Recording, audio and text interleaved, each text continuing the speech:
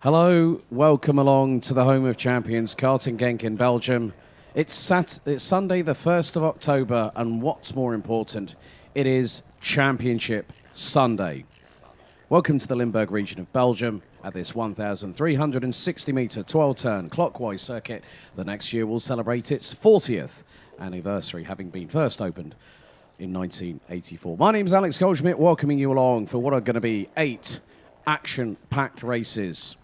A set of pre-finals and a set of finals. After this, when the dust has settled, we'll close out our 16th season, and what's more, we'll crown 6 champions and give away 5 tickets to this year's running of the Rotax Max Challenge Grand Finals. Its 23rd edition, taking place at the Bahrain International Karting Circuit between December the 2nd and December the 9th. But before I talk a little bit about yesterday, we have a very special message to one of our competitors who came to this circuit, as we got all the Minimax drivers to wish this person a very, very welcome message.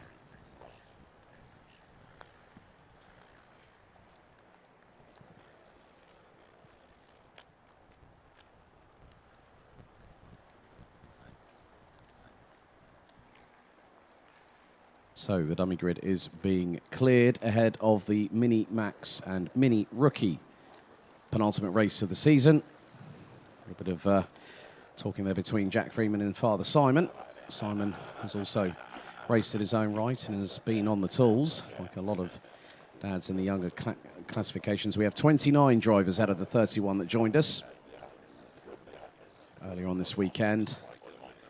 And it is going to be a very, very exciting last couple of races. Minimax champion overall will have a new name added to the honour roll. Last year, it was Max Swiderski that took the 2022 Minimax title. Before that, the likes of Matera Denkovic, Thomas Strauver, Tim Gerhardt, Tom Heinertz, Kai Rillatz, Mike van Vught, Glenn van Berlo, Rens van Pelt, Ries Viveret, Charles Op de Beek, Max Timmermans, Stan Pex, who's now a team boss, but still races these days, and a person next week, well, who yesterday celebrated his 26th birthday, but next week will go to the Qatar Grand Prix to go for his 3rd world F1 crown. That is, of course, Max Verstappen. And for the first time in the 16-year history of the BNL Karting Series, we will crown our inaugural Mini Rookie Champion. Yesterday, looking at the results, well, Jacob Ashcroft won the final. Lars Lambers, amidst all the drama that happened in the last couple of laps, took the victory in Minimax. Finn Albert Jorgensen would take the win in the pre-final, but hit drama on the opening lap, being eliminated through an incident. And Jack Freeman took the final in Minimax. Looking back at juniors, double delight for the Belgian youngster of Boluet, winning the pre-final and the final. Put it on pole position yesterday. Kai Rillatz made sure that he was going to be one to keep an eye on this weekend. He took pole position in overall time qualifying and took 3 wins on the bounce. Enzo Boll took the double victory yesterday in DD2. Carl Klubor and Nikolai Christensen shared the spoils in the pre-final and the final, respectively.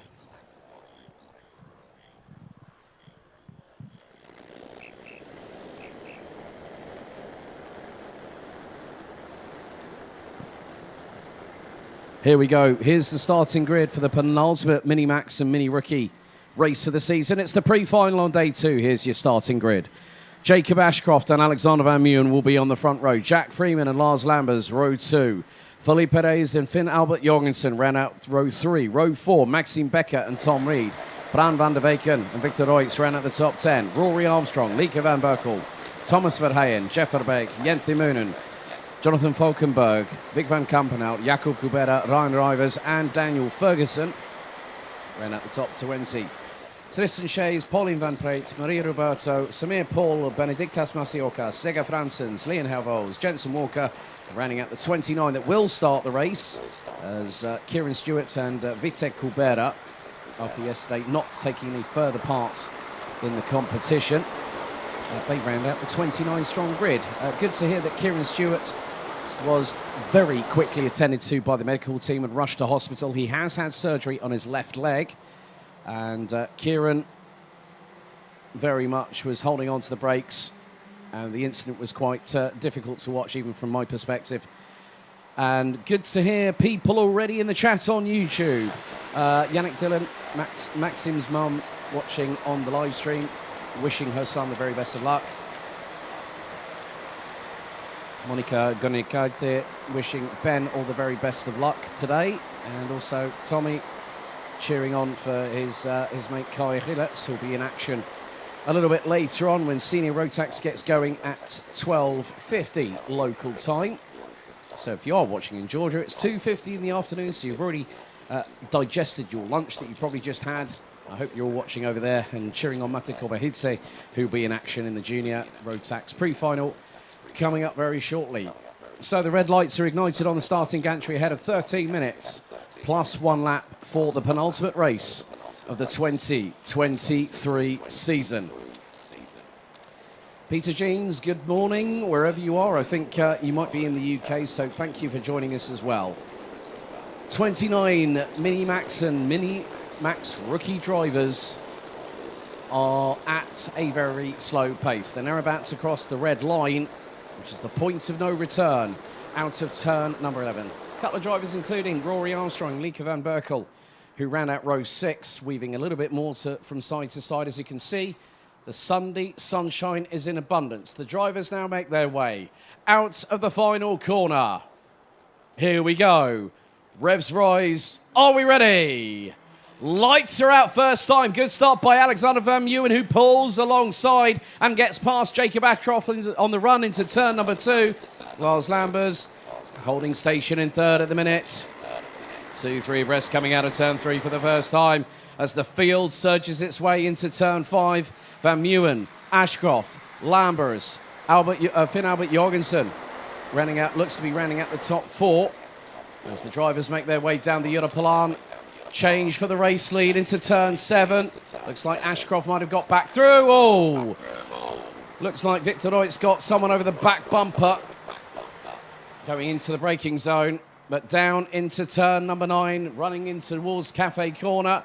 Ashcroft leads, Van Meeuwen, then it's Lambers. They're all swarming all over the shop going into turn number 10. As we're about to complete our opening lap here in the Minimax pre-final for day 2.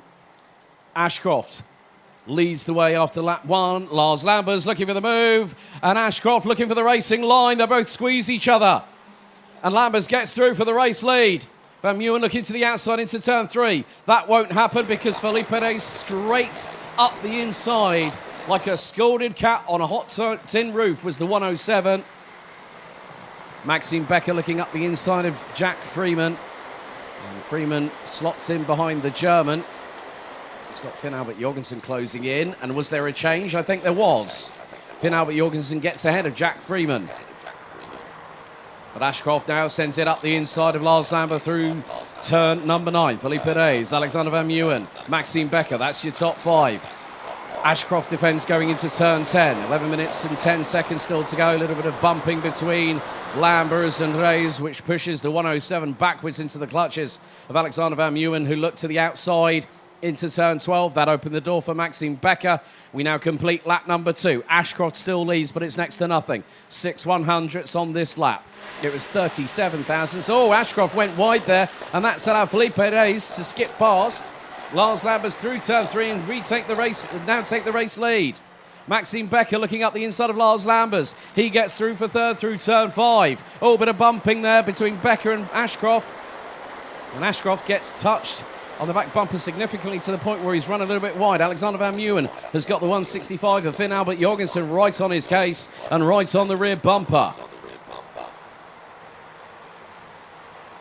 Into turn number 9. Once again, we go on lap 3. Felipe Reyes has got a little bit of a cushion between himself and Jacob Ashcroft. But if I know Ashcroft very, very well I do. I've commentated on him for a number of years. Don't ever count him out, whatever you do. So 3 minutes down, 10 to go. Felipe Reyes leads after lap 3. Ashcroft 3 tenths behind. Becker ahead of Lambers, who's now had Van Meeuwen trying to go up the inside of him. Van Meeuwen has got through on Lars Lambers. That's a change for fourth. Finn Albert Jorgensen, Rory Armstrong, Jack Freeman, Lieke van Berkel, and the 180, Thomas Verheyen, round out the top 10.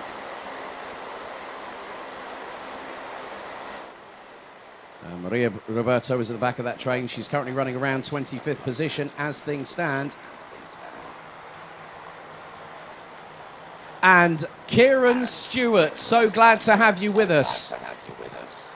Thank you very much, Dave Ritson, for giving me the heads up on that one. Kieran is watching along with you all here in person. Great news. He's been discharged from hospital, and now the fight kicks off at the front end of the field. Reyes goes up the inside. Goes deep on turn 12. Ashcroft's going to pull alongside him. That's going to open the door for Maxime Becker. Maybe even Alexander Van Meeuwen. And that happens. And Lars Lambers now up into P3. Felipe Reyes drifts wide. And Finn Albert Jorgensen tried to get through on the young Dutchman. However, that just goes to show. Van Meeuwen into the side of Lambers. Lambers sideways. Becker around the outside. Reyes up the inside. And that's a change for second and third position. They're all squabbling. Those behind, the likes of Rory Armstrong, Jack Freeman, Lieke van Berkel. Oh, we've got one turn around into turn 8. And there's been a multi-cart incident. There's a direct correlation. One of which is a Praga chassis. It's not Maxime Becker, I might hasten to add, because he's still, at the moment, in second position. Jacob Ashcroft is running away with this. Running away with this is the 122, based out of Western-super-Mare, this year's European Rotax champion. And now he's gunning for his second. He's already got his ticket to the grand finals, but that is being very much contested by a multitude of characters from the paddock. And this just goes to show Lambers sends it up the inside of Van Meeuwen. It got a bit too close for comfort. I thought Lars Lambers was going to need to have a change of race suit after that moment through turn 6. 7.5 minutes to go. Plus an additional lap. Ashcroft is going to be more than, I think, 9/10 of a second, maybe even a second ahead of Maxime Becker. Felipe Reyes still holds on to third, ahead of Lambers. Van Meeuwen. Freeman is closing. Lieke van Berkel is there. Finn Albert Jorgensen has dropped a couple of places back. What Jack Freeman needs to do over the next 2 races is to stay ahead of Finn Albert Jorgensen. If he does that, he's got the mini rookie title. Ashcroft is assured of the title very much after this race, because at this moment in time, Jacob Ashcroft is on quite a significant margin, about 100 points. So he'll capture the title with 1 race to go. Felipe Reyes signaling to Lars Lambers. Alexander Van Meeuwen has other ideas. Tries to get through on the 142. That's not going to fly there. This could give Jack Freeman an opportunity. He's looking up the inside into turn 9 on Alexander Van Meeuwen. The 193 being closed down on by Lieke van Berkel. Tristan Shays is out of the race. Rory Armstrong drops to 20th position. So the young man from County Down in Northern Ireland has really got to put himself together and really start getting up the field as quickly as possible. Oh, bit of a bump from Lambers on Reyes going through into turn 2. And Maxime Becker is in second position, but he's being closed in on. Look at the speed that Reyes has got. He's up the inside of the German. That's going to open the door for Lars Lambers. Lambers still holds station. In 4th place, he's got Alexander Van Meeuwen going into turn 7, round the outside of him. And still with 5.5 minutes to go, anything can happen. Jack Freeman again looks to the inside of turn number 9 on Alexander Van Meeuwen. But Freeman is doing exactly what he needs. Oh, Felipe Reyes went was a bit twitchy. Going into turn number 10 under braking. Nearly gave Maxime Becker the run round the outside. And the German is stuck behind him. So is Lars Lambers, Alexander Van Meeuwen. There's Jack Freeman. There's Lieke van Berkel. And there's Finn Albert Jorgensen. They're fanning out on the start-finish straight. Ashcroft is 2.1 seconds up the road.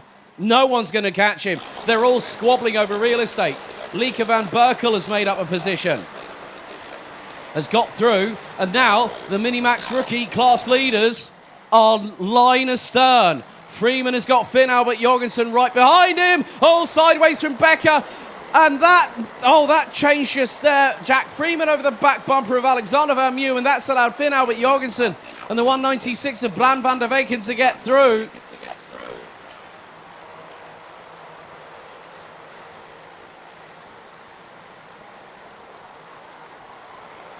Who would have thought this for drama? Who would have thought of this happening right now? As a little bit of a touch on the back bumper of the 196 of Bran van der Weken.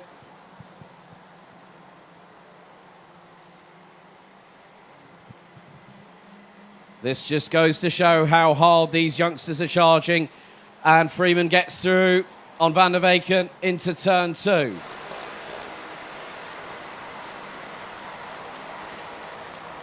Three minutes and 40, plus an additional lap remains on the timer in the pre-final. Maxime Becker was looking for a possible move on Lieke van Berkel, who is currently 4th and climbing the order. Good move there from Daniel Ferguson.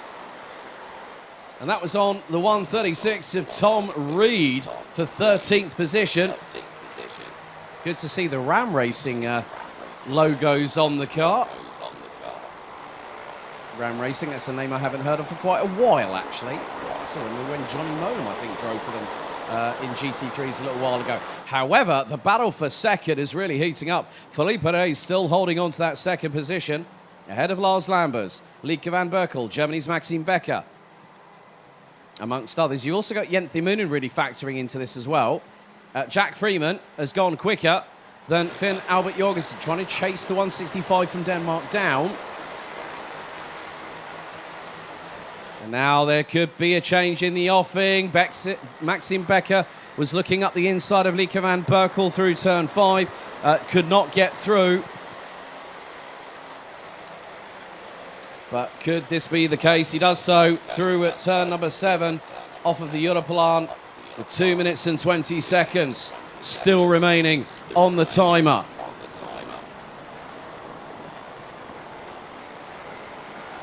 Down into Cafe Corner at turn 10 they go. Some drivers looking a little bit sideways with the back axle snapping to the left-hand side. And that's brilliant. Great to hear from Peter Jeans. You'll be seeing the Trinity Kart Racing boys out a little bit later. Maxim and Vlad will be out next. Oh! Contact between Lambers and Reyes going into turn 2. The 142 hitting the back end of the 106 with a little bit of terminal velocity, spinning the 107 slightly sideways. Lambers sends it up the inside of turn 6 on Felipe Reyes, as Alexander Van Meeuwen does exactly the same to Maxime Becker. And Ashcroft is away and clear. His gap cannot be usurped at this moment.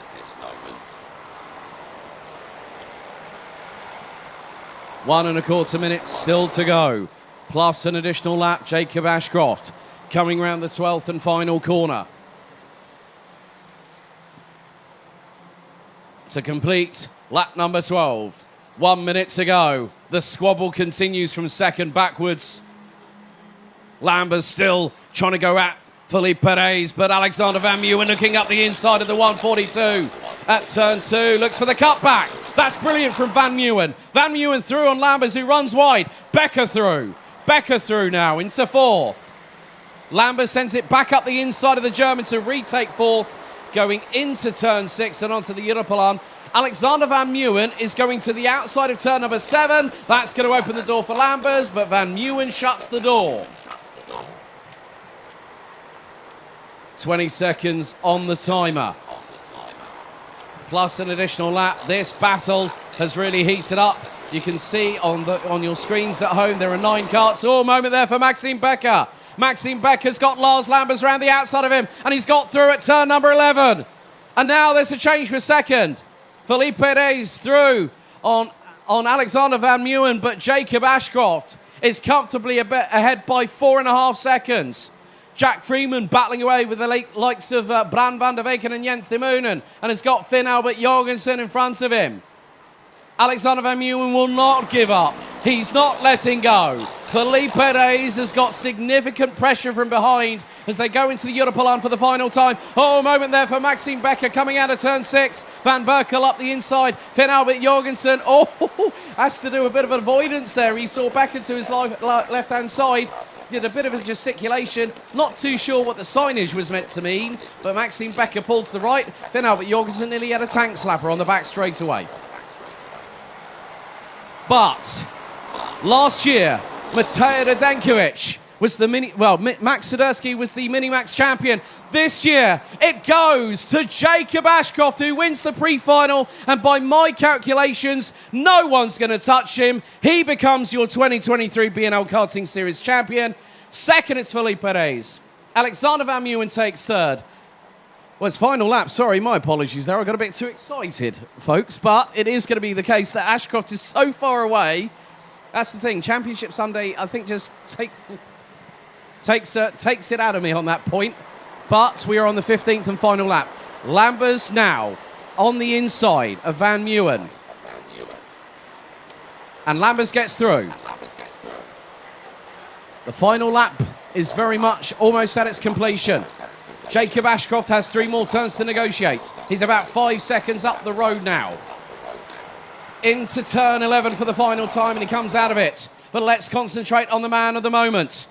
He picked up the European Championship at the home of British Karting, and at the home of champions, Jacob Ashcroft takes his second title outside of the United Kingdom this season with a gap that is unassailable. Second, Felipe Reyes. Third, Lars Lambers, Alexander Van Meeuwen, Lieke van Berkel, Finn Albert Jorgensen, Bran van der Weken, Maxime Becker, Jack Freeman, Jens Timonen. That's your top 10. As the Minimax rookie title goes down to the final race of the season.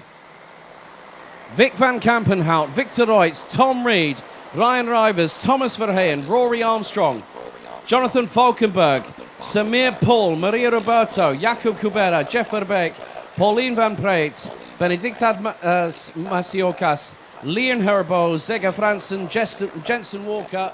We are waiting for Tristan Beals to cross the line, who does so now. Daniel Ferguson retiring from the race with 2 laps to go. Tristan Shea's out on lap 4, but the way things stand with an unassailable lead, Jacob Ashcroft becomes your 2023 Minimax overall champion.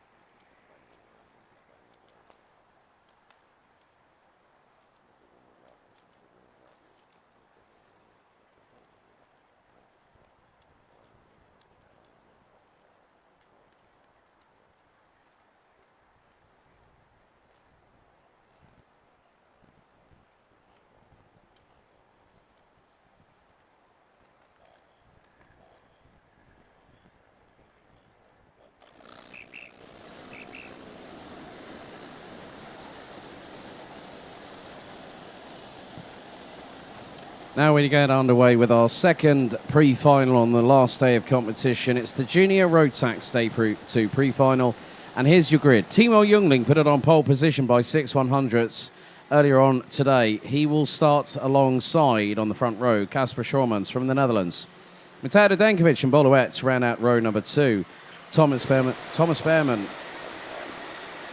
and Thijs van Beek ran out the top 3 rows. Armand Hamilton and Laura Bubanova ran out the top 4 rows. Boris Maximov and Krik Knoren complete the top 10. Matthias Jederup, Max Cuthbert, Cameron Nelson, Taze Stevens, Martin Lischner, Mika van der Paver, Tino Sidler, Archie Barrow, Olivia Jonkers, Max Siderski, Freddie Ingram, Ruben Verheyen, Luca Brima, Philip Lenk, Sebastian Kosch, Kaz Tobben, Adam Eckstein, Knut Nielsen, Jake Menton, Mate Kobahidze. Big thank you to Vaco for the bottle of wine this morning. I'll enjoy that, and so will my mum later on next week when I get back home. Thomas Ingram Hill, Maxim Smith, Callum Gosh, Kenneth Van Moorkerker, Vlad Tominchuk and Jake Menton round out the 35 strong grid, set to get back into battle over what will be 13 minutes plus an additional lap.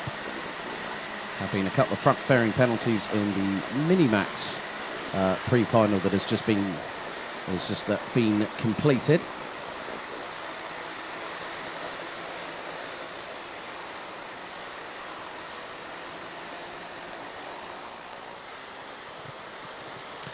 So yesterday in both pre-finals, both the pre-final and the final, it was Boluet that had double delight yesterday. He was smiling like the Cheshire Cat from Alice in Wonderland. Big shout out to Stain, his dad, for the Kambuka cold thermos flask and also the hot thermos flask last night. And glad you enjoyed your trip over in Scotland earlier on this week. So red lights are on the gantry for 13 minutes plus an additional lap. It is very, very close in the championship standings coming into this final day of competition. And I make it the Boluet, after 2 drop rounds, is effectively the de facto leader. Now, let's look at it from this perspective. There are drivers who have already qualified for Bahrain. Casper Schormans was the first junior road tax driver to get a ticket for Bahrain, courtesy of the Road Tax Asia Festival in Langkawi last December. But Louet yet to get a ticket. Radenkovic and Jungling already have done so through the Euro Trophy. But 35 drivers, 13 minutes plus an additional lap. Revs rise, are we ready? Lights are out first time. Good start by Jungling. Schormans has got Radenkovic up the inside. He's trying to go for the race lead. Louet also trying to get through. So is Behrman, as they are 2 abreast, 2 by 2, hurrah, through turn number 3. Couple of drivers going really, really wide and round the outside at turn number 4. Very much a scrabble for real estate going into that turn 3, 4, 5 complex. Oh, someone a bit wide at the back end of the field. That's Mate Kobahidze, I believe. Into turn 8. And the leader has already scarped away to the tune of about 4 or 5 kart lengths. Now down into turn 10 on the opening lap. Going to be interesting to see how it all develops. Jungling leads. Radenkovic. Behrman rounds out the top 3. 4th, it's Schormans. 5th, it's the 242 of Hungary's Armand Hamilton. So, across the lines to complete the opening lap. Jungling leads. 2nd, it's Radenkovic. Behrman, Schormans, Hamilton, Louet. Maximov, Nelson having a good job. A good progression up the field. He's up to 8th. Thijs van Beek and Slovakia's Laura Bubanova now rounds out the top 10. Max Cuthbert is having a better day in the office. Casper Schormans getting a bit close for comfort. Looks over his left shoulder, his right shoulder, whilst looking where Hamilton was, and Behrman was immediately to his left-hand side. So Jungling has set the fastest lap. No surprise at all, because he's the leader. He's actually punching a hole in that dirty air in front of him. Or the clear air in front of him. Bit of a squabble going through into Cafe Corner. Oh, someone's got a spring in their step, and that is the 246. Thijs van Beek getting through. I think that was on Cameron Nelson. As Thomas Behrman really coming under the kibosh. He's dropped to 4th position. He's dropped to way, way back behind Casper Schormans. There's a bit of a squabble. Laura Bubanova involved in that one. She was 9th across the line once again after lap 2. The driver's got to be very, very careful. Max Cuthbert nearly getting caught out coming out of turn 3. As there is another change for position. Oh, that was textbook from Boluet. Mugged both Boaz Maximov and Thomas Behrman. Going down into turn 6. Behrman gets back through on the young Dutchman. First season, I might add, as a rookie in juniors. Boaz Maximov has really started to shine a bit more in the latter part of this season. Had some good results yesterday. So the drivers make their way through around this 1,360-metre circuit at an electric pace. Crick Knoren, fastest lap of the race so far, 57.146. Make that now Kasper Schurmans in second, who's managed to slingshot past Matej Radenkovic for second place.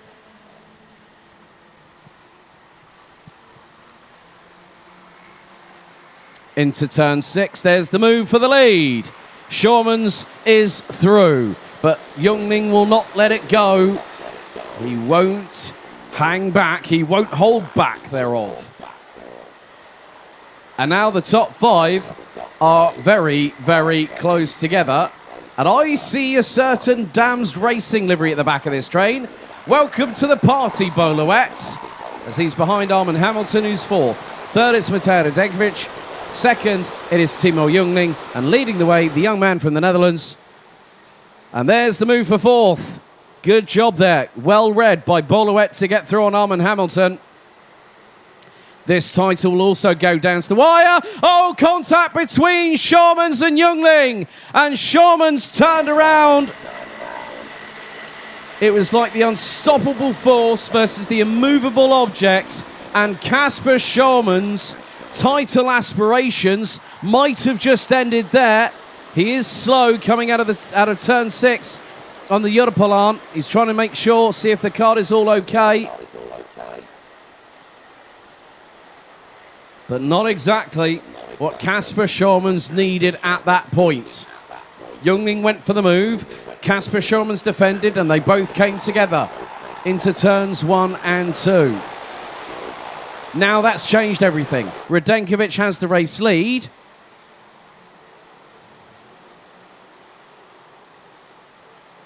And now Jungling and Schurmans, oh dearie me. That is going to be pretty significant with regards to this. And you've got to wonder what is going to happen now. And the reason being is that Boluet was smiling like the Cheshire Cat last night.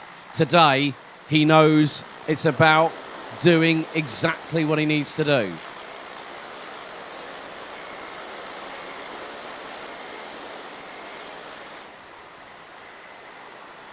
So Radenkovic leads the way as we're on lap number 6 of this race.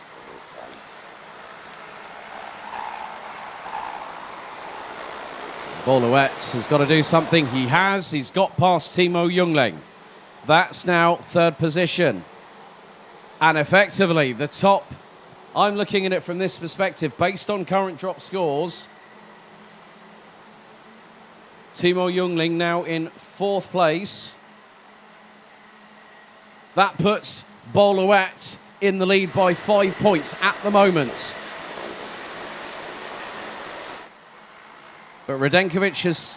Oh, and Luet gets a little bit robust on Timo Jungling. Thomas Behrman gets through on the pair of them. Will the 2:59 from Essex get through? Yes, he does. Hamilton gets through. Luet drops 3 places, but sweeps straight back up the inside of Timo Jungling to now take 5th place back into his grasp. This is making things even more dramatic, and I know for a fact that the Luet family, who are here in person, mum and dad, are probably on tenterhooks right now. 6 1/4 minutes still to go. Leading the way, it is Radenkovic. 2nd, it's Schurmans. 3rd, it's Hamilton. 4th, it's Behrman. 5th, it's Luet.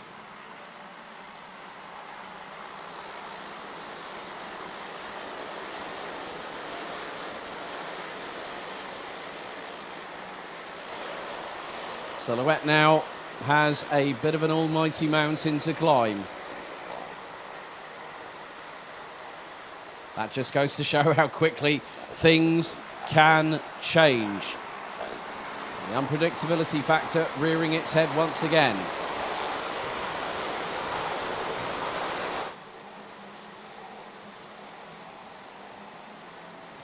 Kasper Schürmanns is closing in to within, and he's got the lead. Radenkovic has now lost the lead to Kasper Schürmanns. Bollouet is also factoring in. There's a change almighty here. Right, that's Armand Hamilton in third place. Fourth, that's Timo Jungling. So that puts Jungling on 49 points so far in this race. Bollouet at the moment is running in 6th position.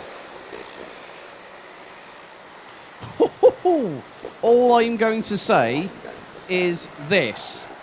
This title will go down to the wire next time out in their final.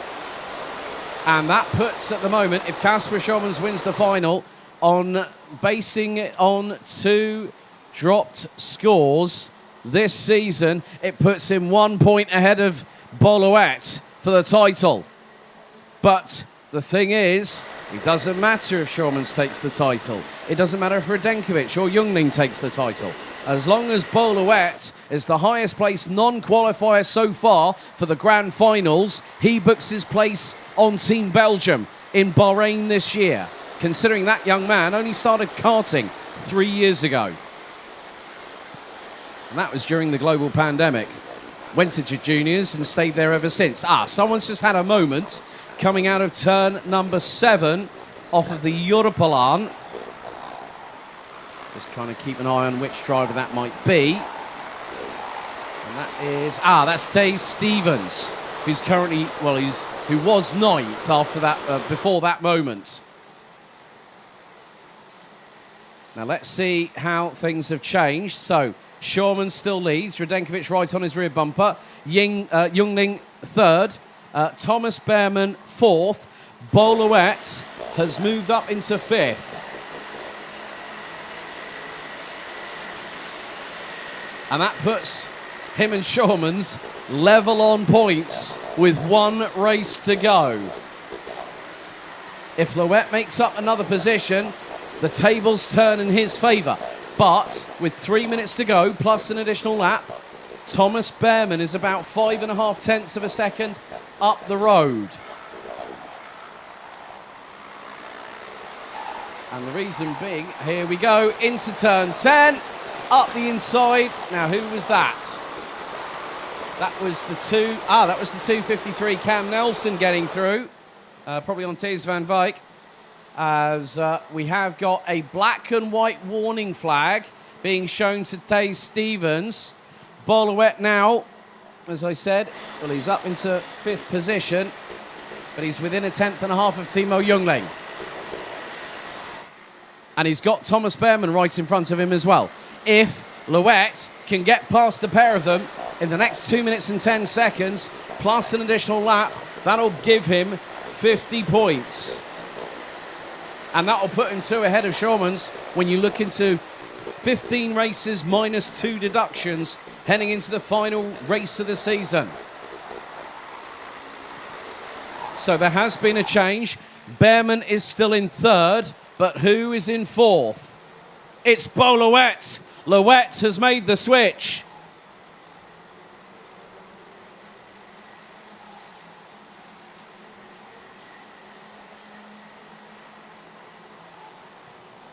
This is where people are going to be on tender hooks. I know, Stain, and you're good lady. You'll be on tender hooks. Jan Dams is probably having kittens right now.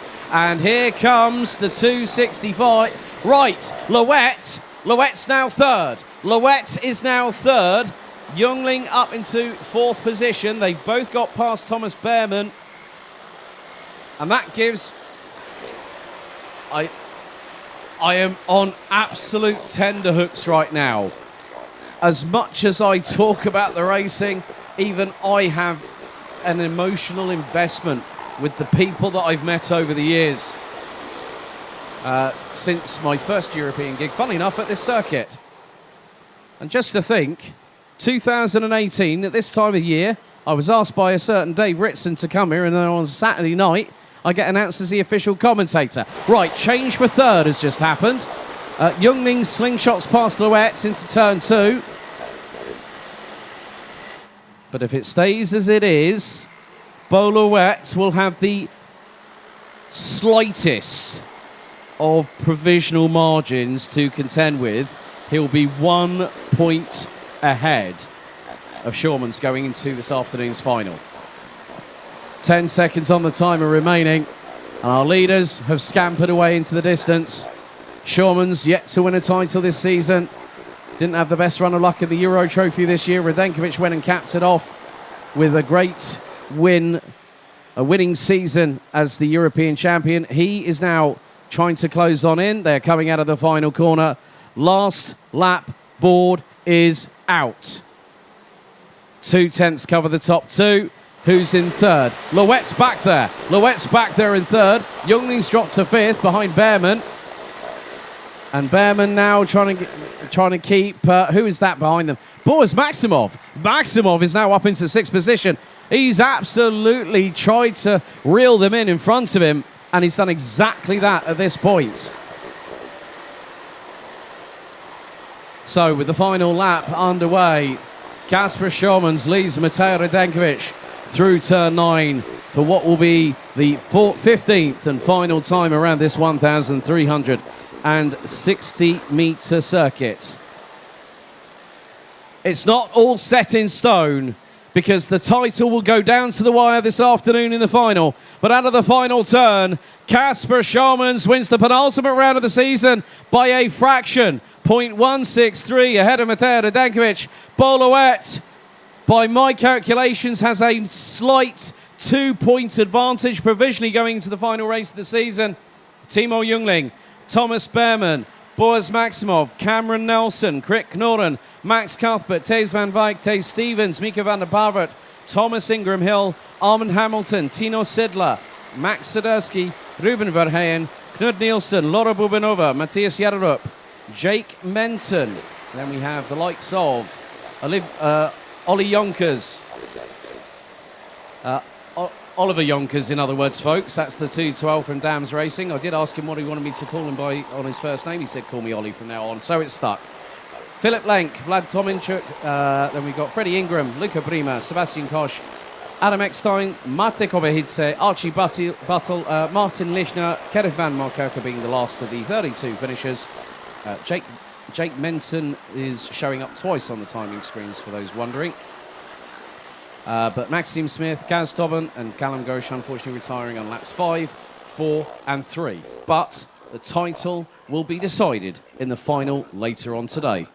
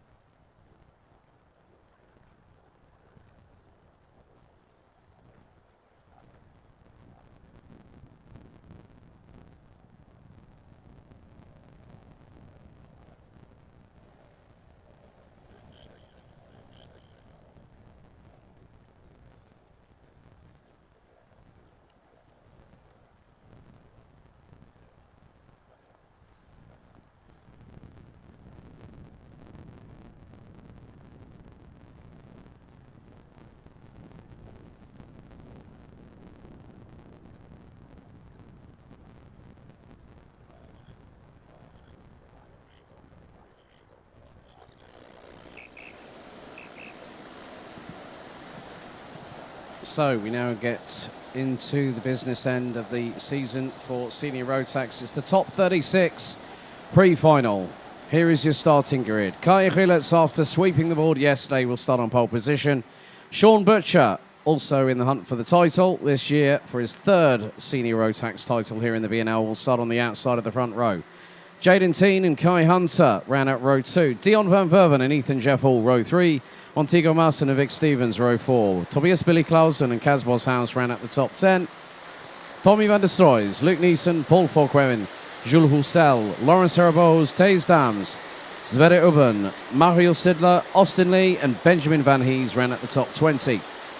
From leading the 36-strong grid, Benjamin de Van, Rune de Broeke, Adrian Rohr, Gustav van Gogh, Martin Geiskens, Milan Koppens, Jort van Wijk, Julian Sednika, Vincent van Kouwkoffen, who actually had a chain fail on his final heat yesterday, he told me this morning, starts 29th. Miel Hendricks starts 30th, ahead of Puck Gubbles, Scott Westhoven, Sam Bergstein, Frederick de Mant, Mads Larsen, and making it through to the top 36, Germany's Jake Bezelbeck.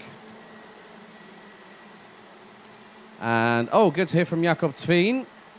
Martin Hall saying, let's go, Jeffy. I know who you're talking about right there. Starting on the outside of row number 3.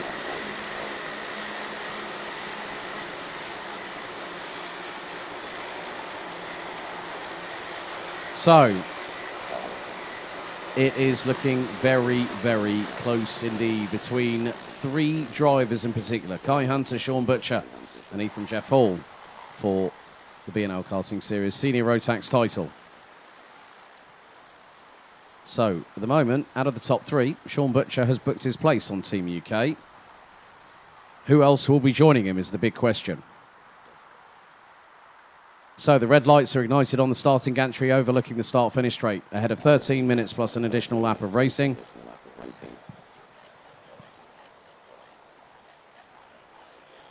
Even Kai Rilets, the defending champion, has a chance.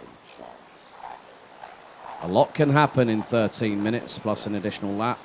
And the unpredictability factor when we get to Senior Rotax infinitely expands and changes as things go. The sunshine still as plentiful as it has been all day long here on Sunday, the 1st of October. The drivers now start getting into formation.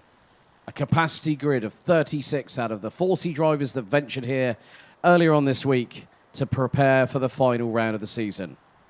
Rilets on pole, Butcher alongside. Revs rise, I'll be ready. Lights are out first time. Butcher sweeps to the right-hand side. Oh, a bit of a moment there. And that's Kaz Boshouse out onto the grass. And there's another kart off that's backwards. And who is leading the way? It is Rilets. Who's second? That's Jaden Teen. Jaden Teen managed to weather the storm and get through into second position. And, well, that's a real shame there. That was Kaz Boshouse. Oh, we got another CRG slowing. Now, who on earth is that? That looks to be... Well, could be the 363. There was another CRG off. So was that Benjamin Van Hees?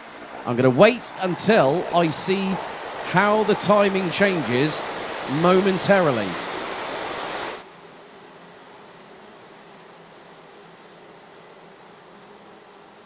So across the line they go to complete lap number 1. Rilets leads. Jaden Thien second. Dion Van Verven, Kai Hunter, Montego Marson, Sean Butcher, Ethan Jeff Hall. It was Luke Neeson, Rune de Broeke and Milan Koppens. Shout out. Oh, Sean Butcher went, he literally sent it like no but tomorrow. It was like, hold on to my soft drink, Ethan Jeff Hall. Here we go. Sent it right up the inside through turn 6. And that was for retaking 6th position. But Rilets is leading the way. Teen in second. Van Verven. Hunter is ahead of Butcher, more to the point. So Kai Hunter is sitting in 4th position. Sean Butcher in 6th place. Now, where is Ethan Jeff Hall in all of this? He is currently 7th.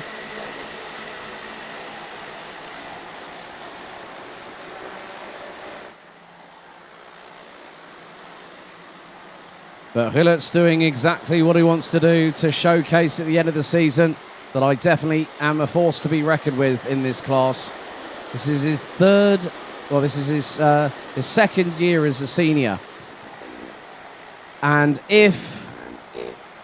I'm saying the word like basically a bit of a hypothetical situation, basically meaning that if Kai Hillertz wins this season, he'll be a reigning two-time BNL Karting Series Senior Rotax champion, but what's more, he'll be the first person in the BNL's history to win 5 titles. He leads Jaden Teen by 0.397 seconds.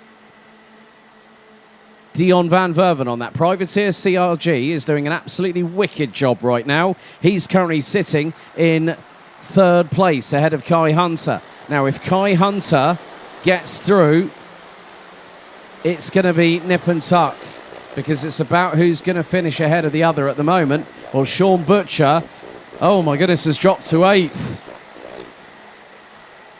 Man originally from Australia, now based out of London. I know his dad Glenn always watches. Glenn, I know you're a busy man. We still need to catch up over that beverage in London at some point.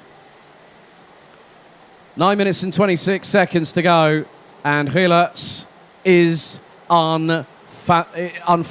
No one, when he's on his stride, you better watch out because Hillertz knows exactly what he's doing. Change for 3rd. Hunter now up into 3rd place. That puts him on 50 points. Some of the cheers coming through on the YouTube chat for Mr. Hillertz. Amassed quite a social media following over the years. And there has been a change between Tobias Billy Clausen and Paul Forquemin. That is a change for 9th. They're battling away with more than likely, I think it might be Sean Butcher that they're battling away, but the top 5 have scarpered away into the distance. Now, what needs to happen? Oh, right. If Kai Hunter goes into 2nd position, it puts him provisionally ahead of Sean Butcher by next to nothing, by 2 points. They are tied at the moment, but Sean Butcher's got to get past Ethan Jeff Hall to do a little bit of damage limitation in this race. We still have 8 1/4 minutes to go.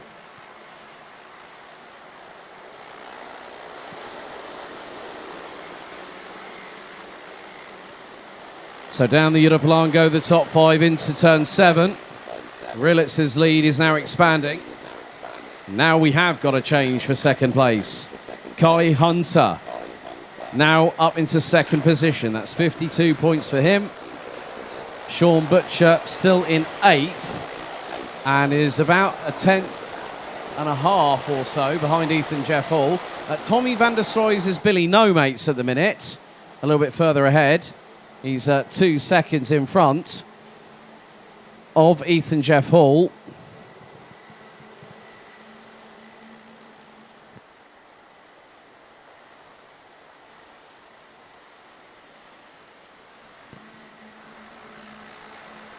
So 7 1/4 minutes still to go. And Sean Butcher has had the waft with him yesterday. He picked up a win. He also put himself on the outside of the front row through measured consistency. And consistency is what you need to win a title. However, saying that, you can have the perfect weekend in many respects. And the reason being is the fact that, well, Clinker's saying, come on, Jaden. Of course, Jaden Teen now running in 3rd position. Let's have a look at Sean Butcher's lap times. Currently running a 54.8. Well, a mid 54.8. High 54.6s for Ethan Jeff Hall. Fastest lap of the race by, funnily enough, Ethan Jeff Hall. Sean Butcher was 0.6, was just over a 10th and a bit behind in terms of pure race pace.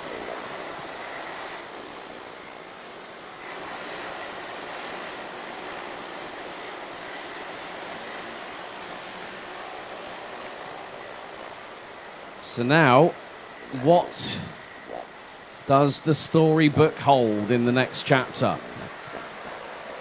It's not quite yet written. It will be written live and uninterrupted here on the BNL Karting Series YouTube channel.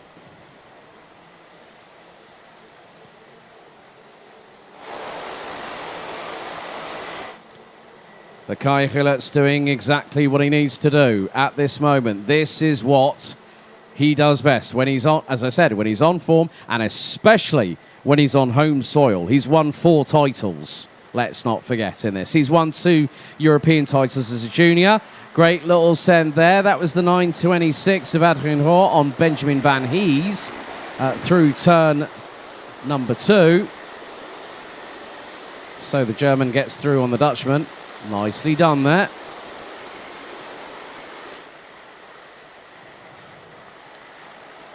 Ethan Jeff Hall, new fastest lap on lap number 8, 54.843.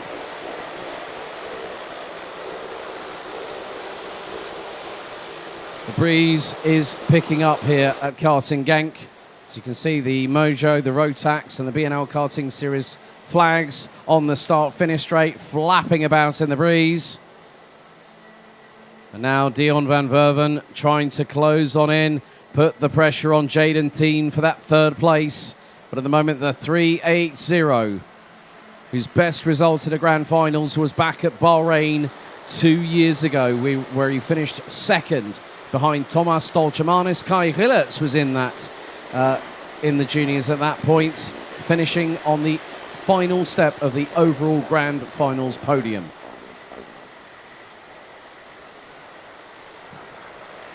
So top 10 rounded out by Tobias Billy Clausen, covered by 6 3/4 seconds. We head into the final 4 minutes, plus an additional lap of this pre-final for the top 36 here in Senior Rotax. Hillertz's lead was 1.1 seconds. Now it stays at 1.1 seconds. Both Hillertz and Hunter nigh on matching each other on pace within a couple of thousandths of a second. Make that 3. Between them. Hillertz was 3 1,000 slower. That's nothing. If it was 3/10, Quinton Games, we do have gearbox karts. We do have the DD2 and the DD2 Masters.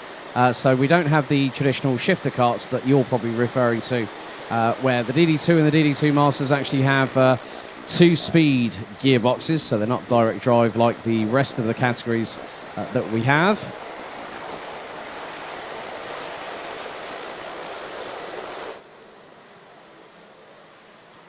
So, coming up to the final 3 minutes plus an additional lap, Jules Roussel and Sverre Ubben last time around posted their personal bests. Has anyone got a fastest lap quicker than a 54.419? On this lap, the completion of lap number 11, the answer is a resounding no. Austin Lee, Sverre Ubben and Jort van Wijk have also put in personal bests on lap 11. Low 54.6 for Austin Lee. Mid 54.7 for Sverre Ubben and Jort van Wijk a mid 54.7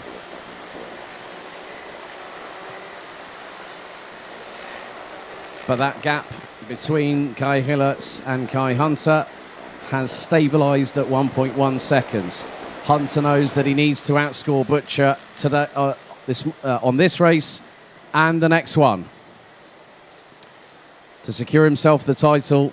But no matter where Kai Hunter finishes in relation to Sean Butcher, he will be the leading non-qualified driver so far for the Grand Finals, and thereby will take the ticket from the BNL for Bahrain this year. Hillertz now through turn number 6 and down the Europaplan.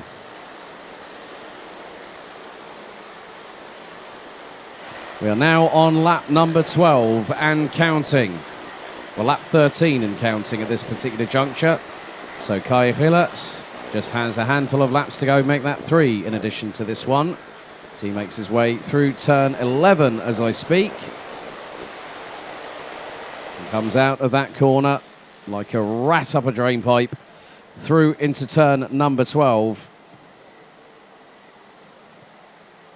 And he completes lap 13, Gap between him and Kai Hunter has dipped slightly to just north of a second.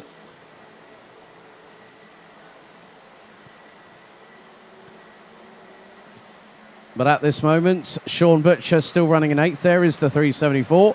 17 years of age, also along with his escapades in karting. This year, he's also been running in the Porsche 992 Cup car with Red Ant Racing. Shout out to them because he was one of the drivers that not only put them on the podium, but also took a victory in this year's 24 Hours Series, running in the 992 Cup class. Jaden Teen still holding on to 3rd place. Hunter being slightly dropped, but Hunter knows that he's comfortable. And this will put him on the front row, but it'll put him on the outside of the front row. 2 laps remaining in the Senior Rotax pre-final for the top 36. Lead now 1.1 seconds. Jaden Teen still holding on to that 3rd place ahead of Dion van Verven. Montego Maassen rounding out the top 5, and I haven't really spoken much about him. He was in competition for this year's Rotax Max Challenge Germany title in Senior Rotax. And I still remember a certain driver by the name of Austin Lee, who beat him in 2020 at Wittgenborn, took the ticket for Team Germany. Now Austin has qualified for Team Germany this year and took the German title in Senior Rotax. Timer has expired. Kai Hillert's coming through Cafe Corner for the penultimate time here on lap number 15. Kai Hunter trying to close the gap, but it is going to be around about a second at the checkered. The last lap board is out this time. Hillert's takes the strike for the penultimate time ahead of Hunter. 3rd is Jaden Teen. Dion van Verven, Montego Maassen, Ethan Jeff Hall, Tommy van der Sloys. And who's got Sean Butcher nearly breathing down the back of his race helmet. And all there's been a touch between 2 karts. I think it was Tobias Billy Clausen and Lawrence Herboz going through into turn number 2, or maybe even Jules Roussel at that point.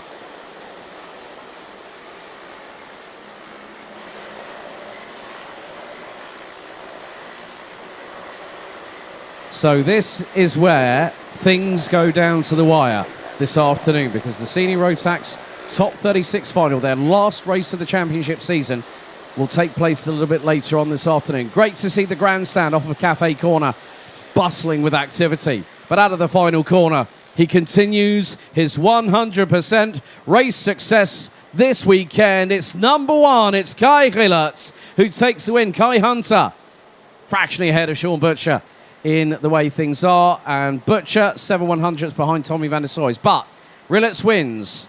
Kai Hunter 2nd, Jaden Teen in 3rd, Dion van Verven in 4th. Montego Maassen from Germany rounds out the top 5. Ethan Jeff Hall, Tommy van der Sloys, Mr. Send It Anywhere as he's now known, not Mr. Domination like he was back in 2019. He finishes ahead of Sean Butcher, Tobias Billy Clausen, Jules Roussel, Lawrence Herboz, Paul Forquemin, Austin Lee, Sverre Ubben, Thijs Dams, Jort van Wijk, Mario Sidler, Benjamin Van Hees, Gussie van Gorp, Sam Bergstein, Vic Stevens, Miel Hendricks. Then we got Puck Gubbles, Benjamin Demant, Vincent van Kouwkoffen, Mans Larsen, Martin Geiskens, Kaz Boshaus, Frederick Demant, Julian Sednika, Scott Westhoven and Jake Bezelbeck being the last of the classified finishers. Adrian Hoare out on lap 13. Luke Neeson out on lap 1 with Rune de Bruyke and Milan Koppens not making it past the opening lap. But the Senior Rotax title goes down to the wire at the last race of the season.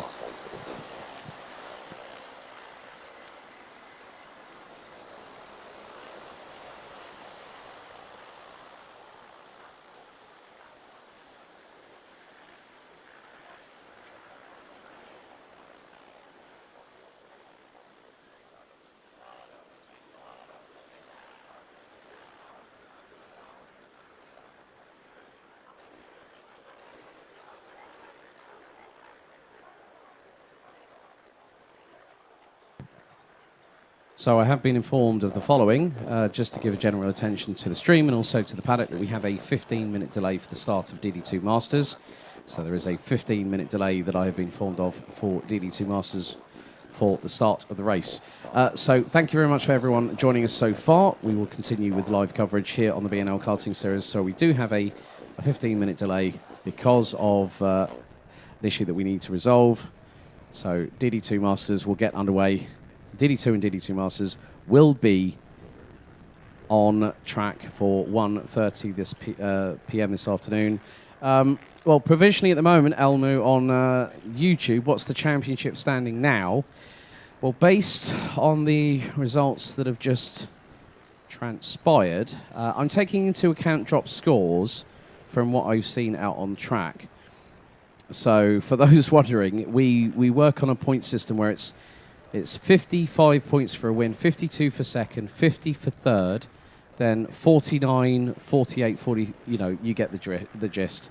At the moment, Kai Hunter, by my provisional calculations at the moment, now, the reason why I say the word provisional is because of the fact that those results that I call are not always going to be 100% confirmed and ratified. There are decisions that have to be made through stewarding, race control, and so many other factors.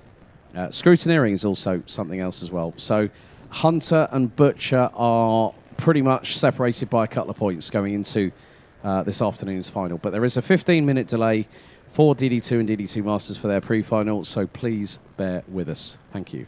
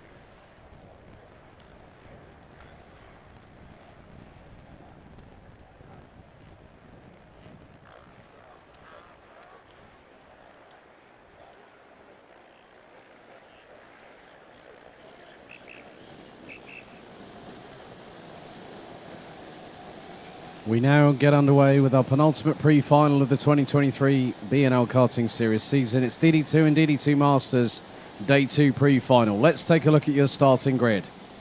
It's an SP Motorsport front row with Enzo Bol taking pole position by nearly a tenth and a half this morning in time qualifying. He'll have his Belgian teammate Tom Bracken alongside. Maxim Drix and Nikita Genza will be on row number 2 ahead of David Maslakovic from Poland, and Belgium's Mr. Uno Mars, Nicolas Guillaume. Nikolai Christensen and Karl Klebor making an all DD2 Masters row number 4.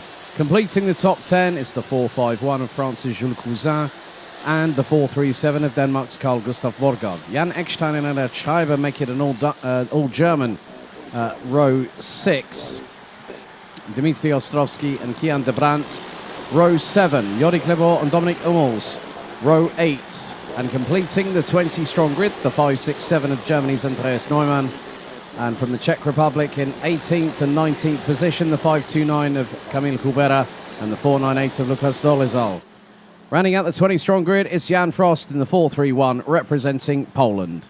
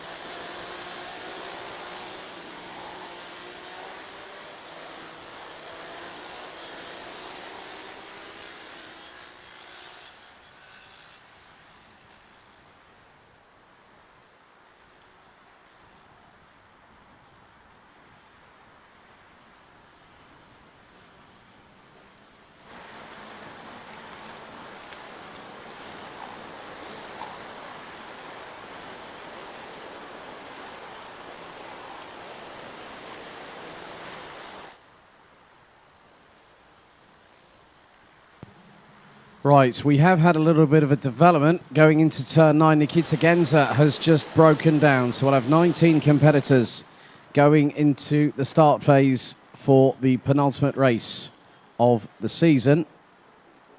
Genza's kart is stricken on the outside of turn number 9. So the red lights are ignited on the gantry.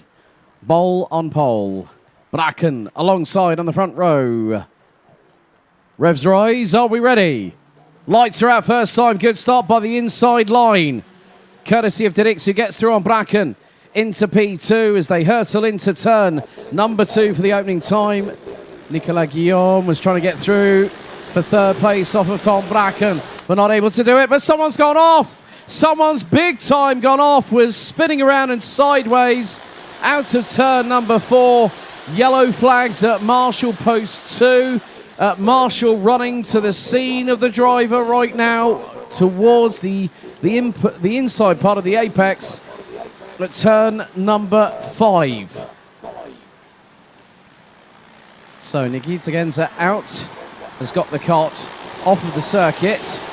The rest of the field are battling away, but at the moment Enzo Bol is leading the way. Maxim Drix in second. Tom Bracken rounds out the top 3. Nicolas Guillaume, David Maslakovic and Karl Klebor leads the way in DD2 Masters. A little bit further back, it was side by side, looks to be between Jules Cousin and Nikolai Christensen as Tom Bracken makes his way through on Maxim Drix for the race lead, for the rest of the second position thereof. The race leader about 4.5 seconds up the road. It was Lennart Schreiber that got spat out exit stage left coming out of the exit out of turn number 4. So the 5.24 from Germany, his race has already gone by the wayside, I am afraid.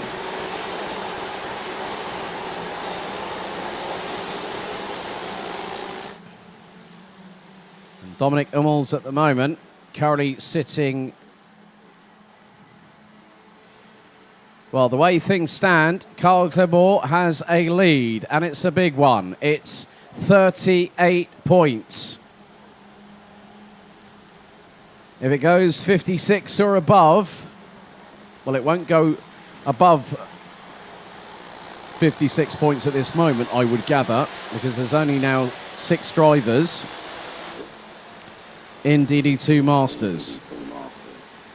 Through into turn 8, Enzo Boll has now got probably the best part of nearly half a second over his SP Motorsport teammate Tom Bracken. As they come out of turn number 9. Carl Klebor looking pretty handy here. Could be on the way to becoming the first ever person to win 4 titles in one class. And that is DD2 Masters. He's been competing in it for well over a decade and a bit. Has the man known as De Backer, the fastest baker in Flanders. Haven't used that Latin nickname in quite a time. But Boll, 6.5 tenths ahead of teammate Tom Bracken. At the moment, Bracken still leads by about, with drop scores taken into consideration for the pair.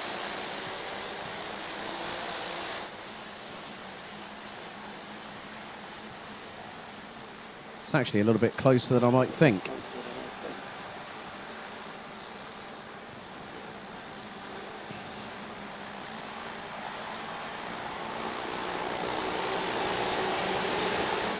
Now with 9.5 minutes to go, we're about to complete lap number 4. We're down to 18 runners and riders. Nikita Genza didn't even take the start, and Lennart Schreiber out after turn 4 on lap 1. Not too sure if Lennart Schreiber was the recipient of contact coming out of turn number 4, but he definitely exited the circuit at a big old rate of speed.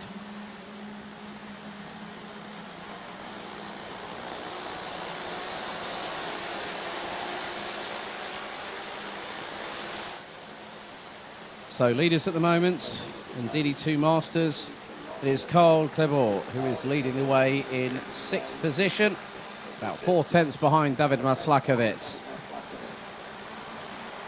And Jules Cousin is closing in on Klebor. Nikolai Christensen is there waiting in the wings, so 3s. They do say two's company, but 3 is definitely a crowd, especially if you were in the meet in a DD2 Masters sandwich, Jules Cousin. And Cousin round the outside. Christensen's going to make it 3 wide and has to slot back in behind the 502 from Belgium. Nikolai Christensen, however, was our kickoff champion from 2023 back in March of this year. So Cousin up to 6th. Doesn't really matter for Karl Klebor, just as long as he doesn't have a drama at this point. If he has a drama at this point, this is going to put him significantly down the order. So as I said, it's 55 points for a victory, 52 for second, 50 for third, 49 for fourth, 48 for fifth. So Karl Klebor, even if he scores 47 points in DD2 Masters, then he will still have a very, very big advantage over Dominic Hummels going into the final round of the final race of the season.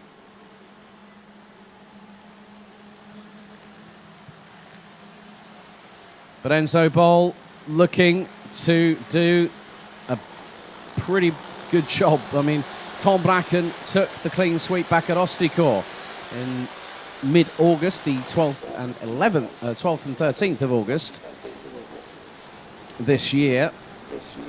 So we will see how he gets on to doing exactly the same as what his SP Motorsport teammate did, but keep your eyes on the boys from Sheepers Racing. Maxime Dirix and also Nicolas Guillaume, Mr. Uno Mas himself.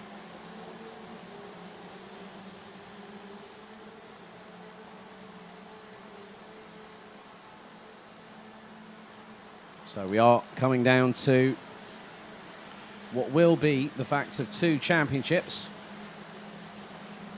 being decided at the last race of the season. I always have to say this, and I would rather that it, you know, I always like the fact that titles go down to the wire. We've got a couple of them, well, we've got multiple of them going down to the wire this afternoon here at Karting Genk.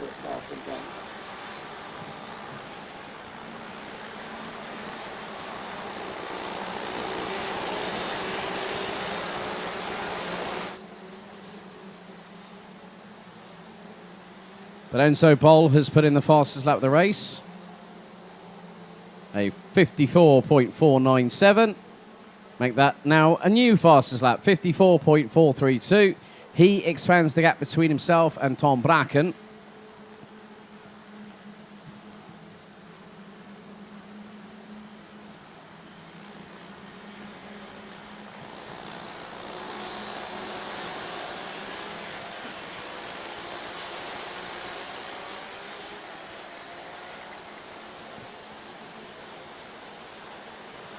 So coming up to the final 5 minutes of the last of the pre-finals of this season. Bracken knows that all he needs to do is stay where he is. And at this moment, he is still ahead of, effectively, of Enzo Bol going into the final round of the season. Now we go on to lap number 10 into double digits, as Tom Bracken still finds himself about 9/10 of a second behind. Enzo Bol, fastest lap on lap 8, 54.432 seconds. And still the remaining 18 drivers rounded out by the Czech Republic's Lukas Dolizal still running after 9 laps within 14.4 seconds of each other from leader to the driver at the back end of the field.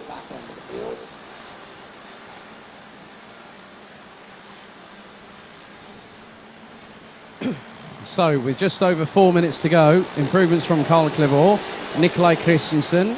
So, Klebor back in the race lead, despite Nikolai Christensen giving him a little bit of a scare.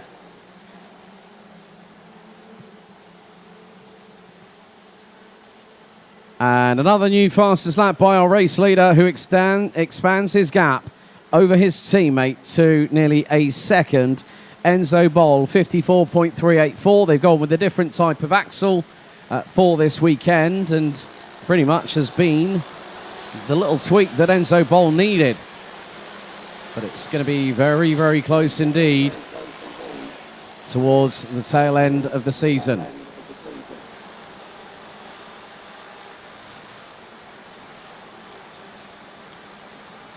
Temperature again climbing, the breeze battering the flags on the start-finish straight, which includes the flags of different nationalities as well as Mojo, XPS, Rotax and BNL.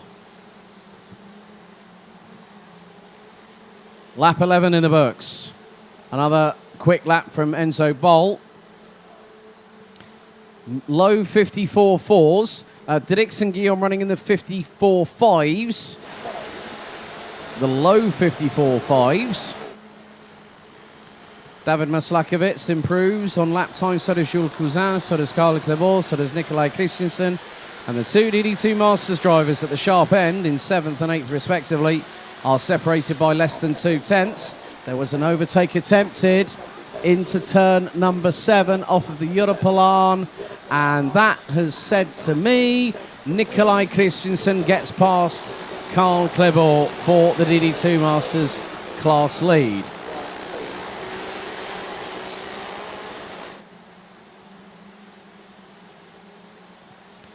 Still, even with that happening, Karl Klebor has, taking into consideration drop scores, he has a 35-point advantage after the drop scores taken into consideration, ahead of Dominic Hummels. Top 4 covered by just over 2 seconds, with Didix and Guillaume running pretty much to the same kind of pace.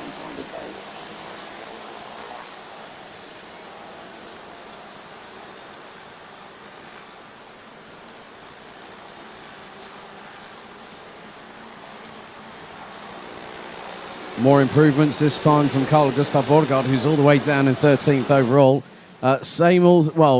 Dmitry Ostrovsky, who rounds out the top 3 in DD2 Masters, also has improved on lap time.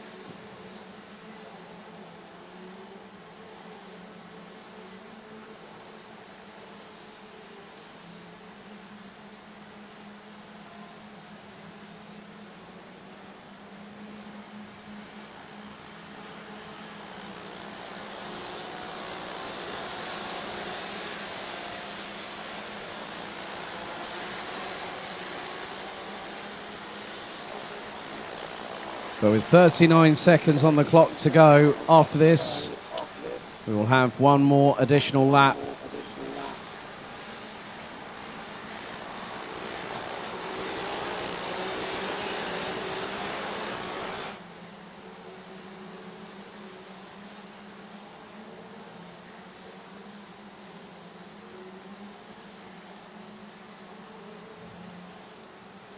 So, penultimate lap underway for the last pre-final of the season. And Enzo Bol has a lead of nearly 1.1 seconds over Tom Bracken. Maxime Dirks and Nicolas Guillaume ran out the top four. Nikolai Christensen ahead of Karl Klebor in the DD2 Masters running order of things in 7th and 8th respectively, as the 451 of Jules Cluzel leans to the right, pulling into the right-hand hairpin off of the Europalan. Timer has expired. And Enzo Bol looks to continue his winning run of form so far this weekend at Karting Genk. Tom Bracken, let's not forget, came sprinting out of the blocks with 3 wins and a top 10 finish. But the last lap board now is shown. Enzo Bol sees it first. A little bit of acknowledgement there to our flag marshal, as the drivers make their way around this 1,360-metre circuit. Big thank you to Hans de Klein, who is on the start-finish line.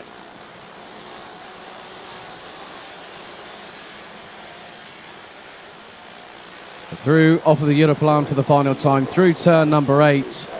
Enzo Bol took pole position yesterday and picked up 2 wins. He's put it on pole again today, and he's on for win number 3 out of 4. Can he close out the season with a clean sweep? But at the moment, Enzo Bol strides nicely coming out of turn number 11, and he makes it 3 out of 3. The number 404 from SP Motorsport comes across the start-finish line to take the checkered and win the Day 2 pre-final ahead of SP Motorsport teammate Tom Bracken. Maxime Dirks takes third ahead of Nicolas Guillaume, David Maslakovic, Jules Cousin, and to the line, Nikolai Christensen takes 7th ahead of Karl Klebor, Jan Eckstein, Kian de Brandt, Dimitri Ostrovsky, Carl Gustav Borgard, Jori Klebor, Dominic Hummels, Andreas Neumann, Camille Kubera, Jan Frost, and we're waiting for Lucas Dolezal to come across the line very, very shortly.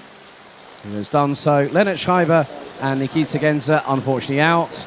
Genzer out on the formation with a technical issue, and Lennart Schreiber off the circuit. Coming out of turn number 4, might have got a little bit of a turnaround assist, but it's flying formation at the front end of the field in DD2, courtesy of Enzo Bol and Tom Bracken.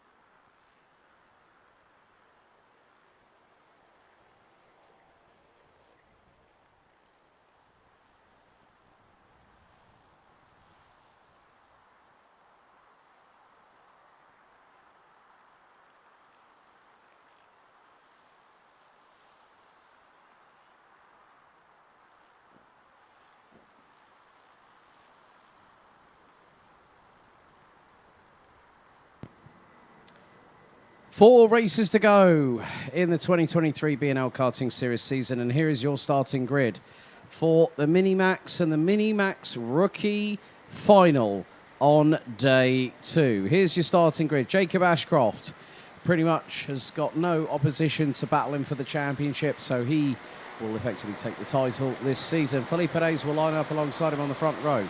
Alexander Van Meeuwen, Bran van der Weyken, Maxime Becker, Jent Thiemunen, Vic van Kampenhout, Victor Reutz, Tom Reed and Lars Lambers. They complete the top 10. Completing the top 20, Lieke van Berkel, Finn Albert Jorgensen and Jack Freeman, Thomas Verheyen, Samir Paul, Maria Roberto, Ryan Rivers, Jakob Kubera, Rory Armstrong and Jonathan Falkenberg. Otto ran out the top 20. Jeff Verbeek, Pauline Van Peit, Leon Herbals, Zega Fransens, Benedictas Masiokas, Jensen Walker, Tristan Abeels, Daniel Ferguson, Tristan Shays ran out the 29 that will start. Non-starts, no surprise. Obviously, I discussed this earlier on with regards to Kieran Stewart and Vitek Kubera.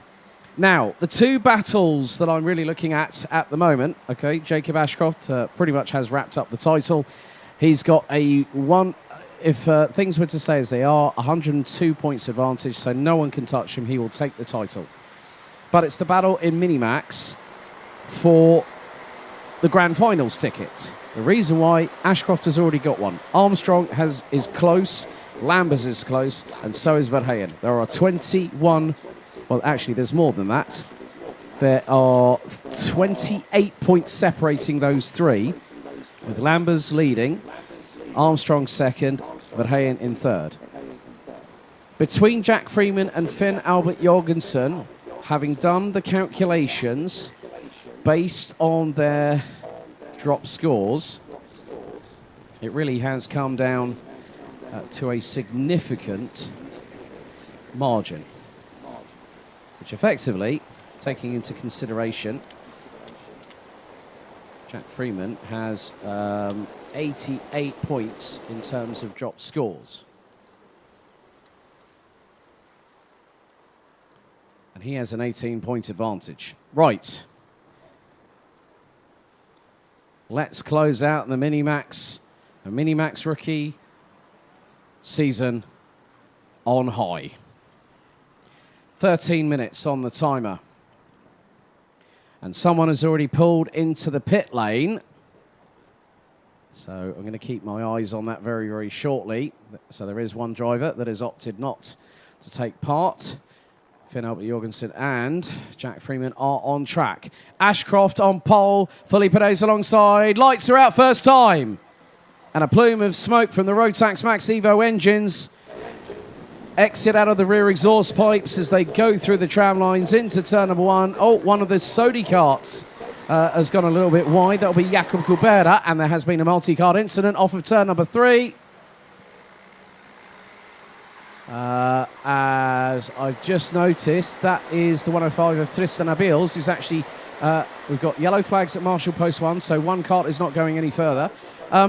Tristan Abeels has just done the weirdest thing possible. Has actually come over the line now and is not the de facto race leader. So cuts over from turn 3 to turn 11. The rest of the field now coming through. So leading the way, it is going to be Jacob Ashcroft. He'll be leading the field after the opening lap. Second, Felipe Reyes. Third, Alexander Van Meeuwen. Fourth is Alexander Van Meeuwen. Maxime Becker, Tom Reed, Vic van Kampenhout, Bran van der Weyken. Rory Armstrong has jumped to 14th. So what has happened a little bit further back? So I've seen Maria Roberto. She's dropped all the way down to the bottom. I'm not too sure if that's her, off of turn number 3. So Tristan Shays might be the one. It was Maria Roberto that was involved, but I think she might still be continuing at the minute.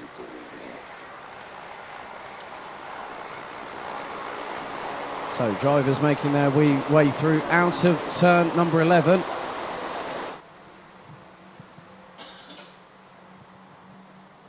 So waiting for the timer to update. Maxime Becker is on the hunt. He sees the 3 in front in his crosshairs. So Ashcroft leads, Felipe Perez in second. Now Rory Armstrong has got himself up into 11th position at the moment. Now Lars Lambers, now they have just adjusted it. Yeah, Maria Roberto unfortunately out. So is Tristan Shays off that lap 1, turn 3 incident.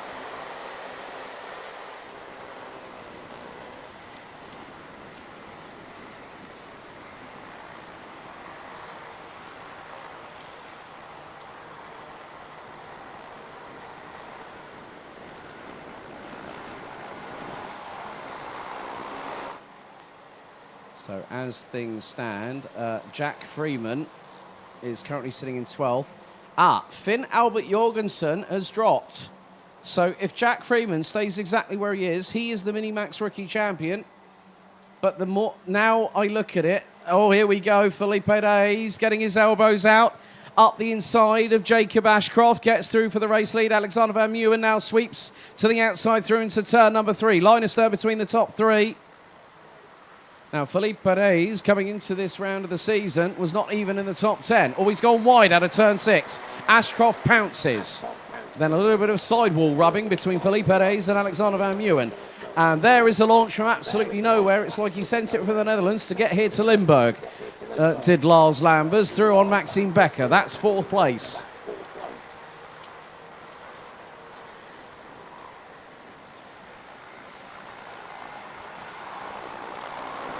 But with all the battling at front, this is going to bring it. Rory Armstrong is on a tear. The youngster from County Down in Northern Ireland, now up into 9th place. Ashcroft leads the field as we come across the line to complete lap 4 by 65 thousandths. Rory Armstrong currently in 9th.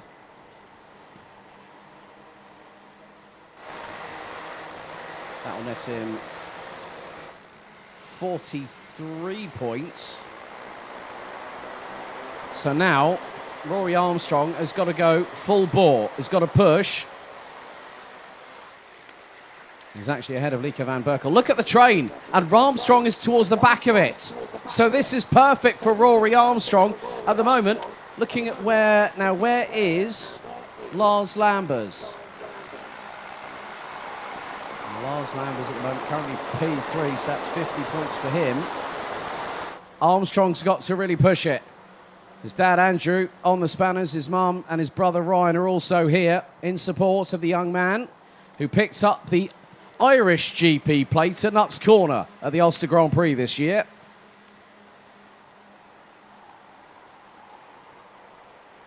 And now it's really kicking off. Felipe Reyes back in the race lead. Lambers did get through on Ashcroft, but Ashcroft back up into 2nd position. This is pivotal on what happens now. Back through for the race lead goes Ashcroft. Lambers slots back into 3rd. And Rory Armstrong is absolutely chomping at the bit. Oh, touch there. Now that is Alexander Van Meeuwen, and who has just launched over the top. That has changed everything. That has changed everything in this race. Top 3 have broken away as a direct correlation. So Alexander Van Meeuwen, I'm not too sure who that was. That's Vic. I'm trying to make out who the driver is. But that now has given a bit of a lifeline to Rory Armstrong to close on in the points gap to Lars Lambers. Thomas Verheyen down in 12th. And it was Vic van Kampenhout. Vic van Kampenhout, the 1-2-4 came together with Alexander Van Meeuwen off of turn number 7. That has put Rory Armstrong now up into 5th place. That's 48 points. Oh my goodness me. I'm getting palpitations round about now. So Rory Armstrong is right with Tom Reed. He makes up another position. It's going to be nip and tuck to the checkered on this one, because Tom Reed is about 1.37 seconds behind Lars Lambers. Now, Lars Lambers is the chief protagonist to Rory Armstrong. Tristan Abeels is out of the race on lap 1. Jack Freeman is ahead of Finn Albert Jorgensen, but the way things stand, Jack Freeman has enough of a gap. Wanted to finish it on circuit. Battle away with his rival. That's the way a champion does it. And now another change. Lambers still unable, no matter what happens between Felipe Reyes and Jacob Ashcroft. Lars Lambers knows that he's safe. And if he chances it to get through and makes a mistake, then that is going to cause problems for him. Now, is that Rory Armstrong I spot in 4th place? They're coming through turn 7 into turn number 8.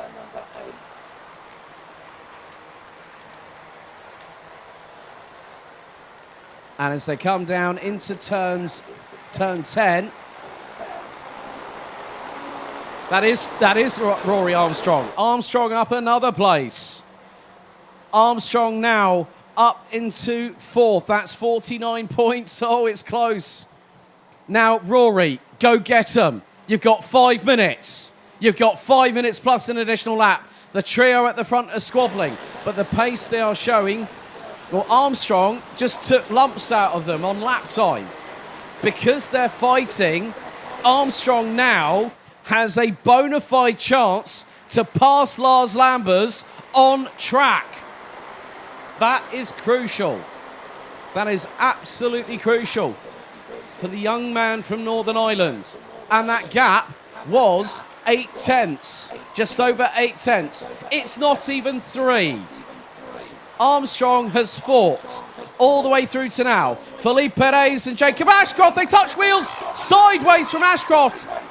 And there goes Lambers. Armstrong getting stuck in. Lambers uses the runoff area to escape drama. Armstrong now up into 3rd place through turn 12. Tom Reed's going with him. Lambers down to 5th. Armstrong 3rd. Jack Freeman now looking to battle with the likes of Lieke van Berkel and Thomas Verheyen, but Rory Armstrong has got him into the position he so desperately needed.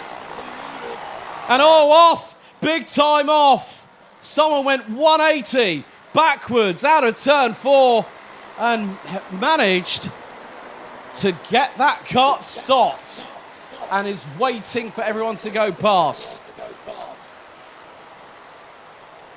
If anyone was to say to me, Alex Goldschmidt, you'd have a potential coronary in the final race of the season for Minimax, I would have told you I would very much snap your arm off and shake your hand and say, yes, I 100% agree with that. But whoever had that Code Brown moment coming out of turn 4 did the right thing there.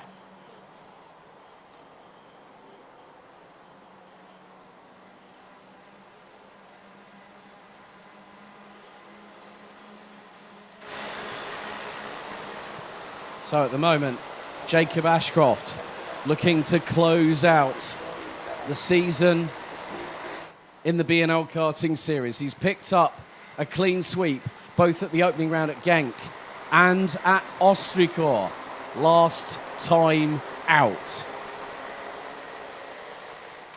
2 minutes and 24 seconds to go, plus an additional lap. And Rory Armstrong was just given the biggest lifeline. But it's still not over yet. Ashcroft, Felipe Reyes and Rory Armstrong have just put significant distance between themselves and those behind. Armstrong, as I said, he's fought tooth and nail. He's also catching Felipe Reyes. 2 minutes to go. Could it be the fact that the youngster from Northern Ireland picks up a P3 here at the BNL Karting Series? Lars Lambers goes for 4th. He gets it on Alexander Van Meeuwen.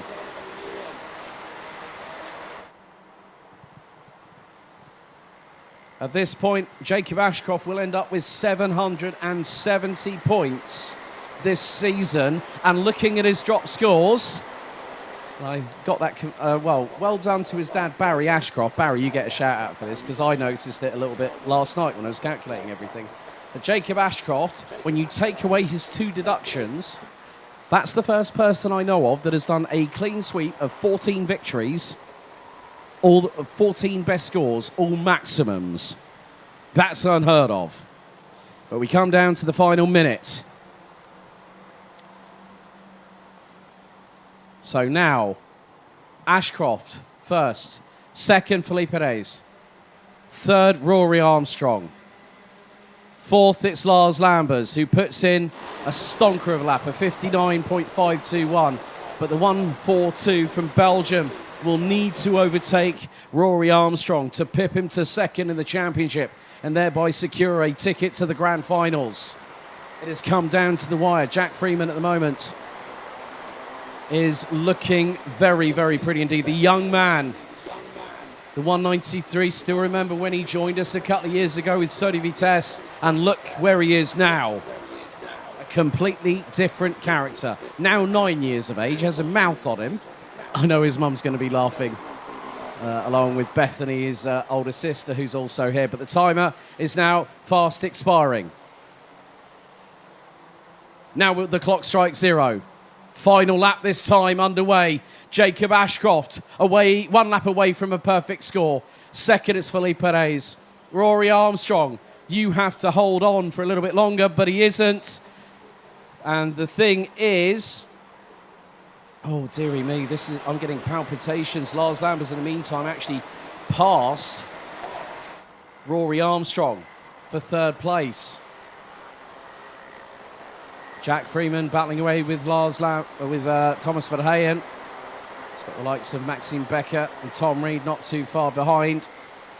He's not that far away. He's going to win not only this race, but also take the inaugural mini rookie title here at Karting Genk after what's been a great first season for the young man.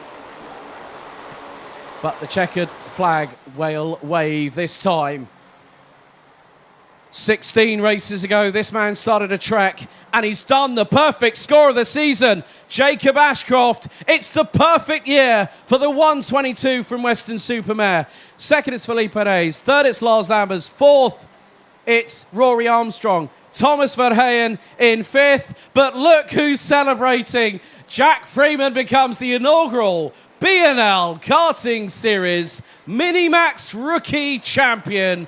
He wanted to race all the way through the season. Jack, Simon and the rest of the family, I know you are absolutely having kittens right now. You are absolutely bounding off the ceiling. And by my calculations, Roberto family, you've got to be proud.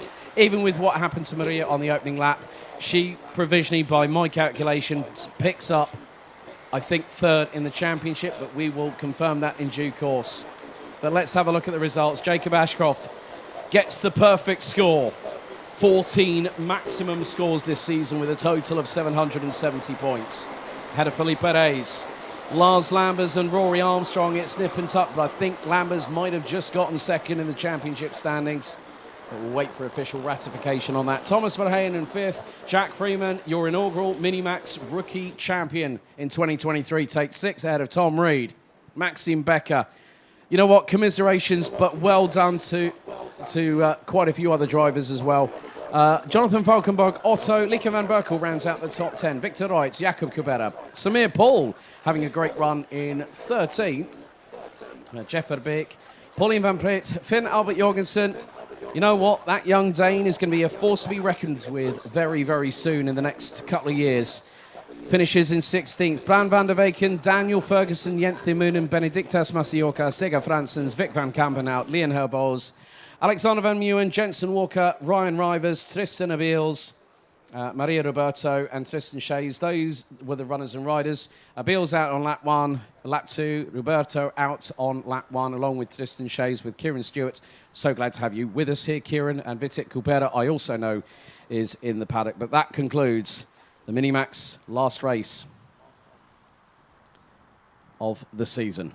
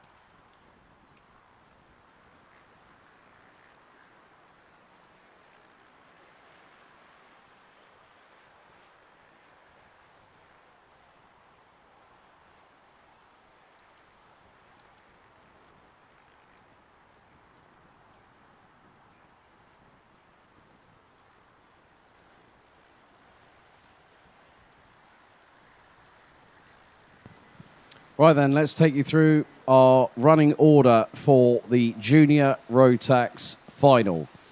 On pole position, it's going to be Mateo Dankovic, followed by Boluet on the front row. Kasper Schormans did win the race, but also got a 5-second time penalty post-race, putting him down to third. He'll have Thomas Behrman alongside him on the front row. Boris Maximov and Cameron Nelson start on row 3, with Krit Knorren, Thijs van Wijk, Timo Jungling and Mika van der Parvet running at the top 10. Jungling also copped a 5-second time penalty in the race. Kasper Schormans got a 5-second penalty for short-cutting the track earlier on. Jungling got a push-to-pass 5-second time penalty, as did multiple other drivers. Thomas Ingram Hill starts 11th ahead of Armand Hamilton, with Tino Sidler, Thijs Stevens, Knut Nielsen, Matthias Jarup, Max Cuthbert, Olivier Jonkers, Vlad Tomachuk, and Max Sidursky running at the top 20. Ruben Verheyen, Freddie Ingram, Luca Brima, Sebastian Koch, Mate Kobahidze, Philip Blank, Archie Buttle, Laura Bubanova, Adam Eckstein, Jake Menton, Martin Lichner, Kenneth Van der Markerker, Maxim Smith, Kaz Tobin and Callum Ghosh round out the 35-strong grid.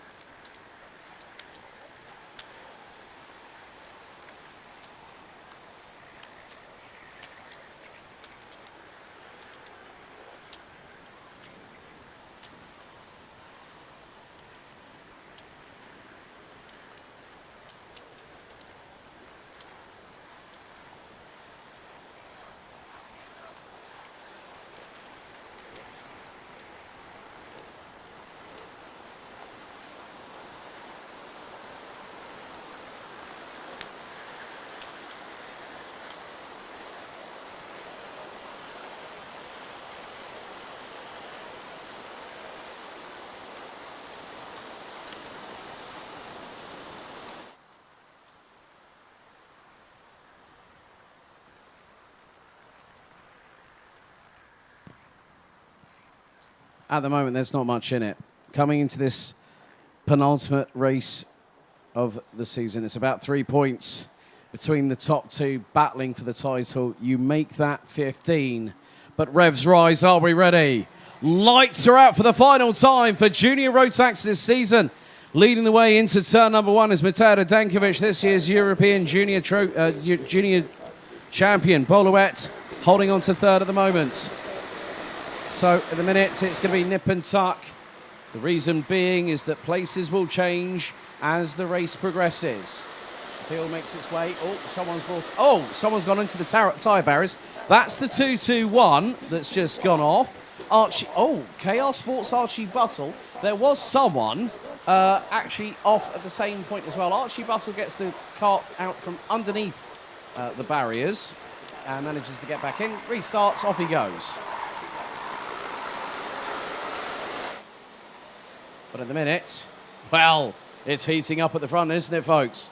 Because look at the train at the front of the field. It's Radenkovic, Schormans, Loet, Behrman. Then add Maximov, Knorren, Jungling, Van der Parvet, Van Wijk, Nelson. That's your top 10. Armand Hamilton is just outside of the top 10.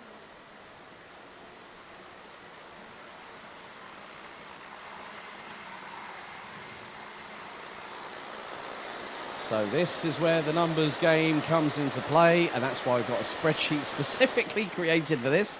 A little bit of battling going into turn 7, bit of a bump from behind. Oh, it's two abreast. Oh, someone's gone grass tracking. Redress straight onto the circuit. Oh, dearie, dearie me. That is not exactly what you want happening there. The drivers now making their way through out of the final corner, and leading the way, it is Kasper Schormans, followed by Boluet. Mateo Dankovic drops to P3. So, for things to change, the title now is separated by 2 points. Battle between the likes of the 245, the 286. Well, you got the likes of the you've also got the likes of, say, for instance, Ahmed Hamilton, Taze van Wijk, and then Mika van der Pavert, who really hasn't been part of the showcase this weekend. He's had a very difficult time. But at the moment, the way things stand, Casper Schormans is leading by 2 points. But he's got to have a very, very clean race. If anything comes unstuck for the 240, that puts Boulouet in prime championship contention, along with getting the ticket. Bit of a squeeze there by Youngling on Thomas Behrman, as the 272 of Krit Kanorin gets passed by Mika van der Pavert from SP Motorsport. This is all going to go down to the wire, folks. We still have 11 minutes and 45 seconds. This is not 13 minutes. This is a real endurance test. This is 15 minutes plus an additional lap. And with regards to that, you have to do tyre conservation. You also have to pick your moments. Close on in. Wait and start building that momentum to then go for the move that could decide everything. If Louet makes a clean move and pulls away from Schormans, the title is his. Gap between first and second now 2/10. Louet, I would say, unless he's right on the rear bumper of the 240 from JJ Racing, he's better off staying where he is, because even if he doesn't pick up the title, he will get the ticket to the grand finals. Mika van der Pavert hasn't had a good run, but in this particular occasion, yeah, Mika van der Pavert's opportunity of qualifying for Team Netherlands won't happen here at the BNL Karting Series. Louet is exactly where he needs to be, but I know for a fact that he would love to take that title on the circuit. And he's right with Schormans through turn 12. Out of the final corner, they are less than half a kart length. Now is the opportunity for the 224 from Belgium to go up the inside. He's waiting, he decides not to go for it. And that's a very, very good call. That is shrewd, because we still have, we're a third of the way through this race. A third of the way. Louet is now putting the feelers out. And there are the senior Rotax drivers making their way onto the dummy grid ahead of their last race of the season. The title's going to go down to the wire in that one.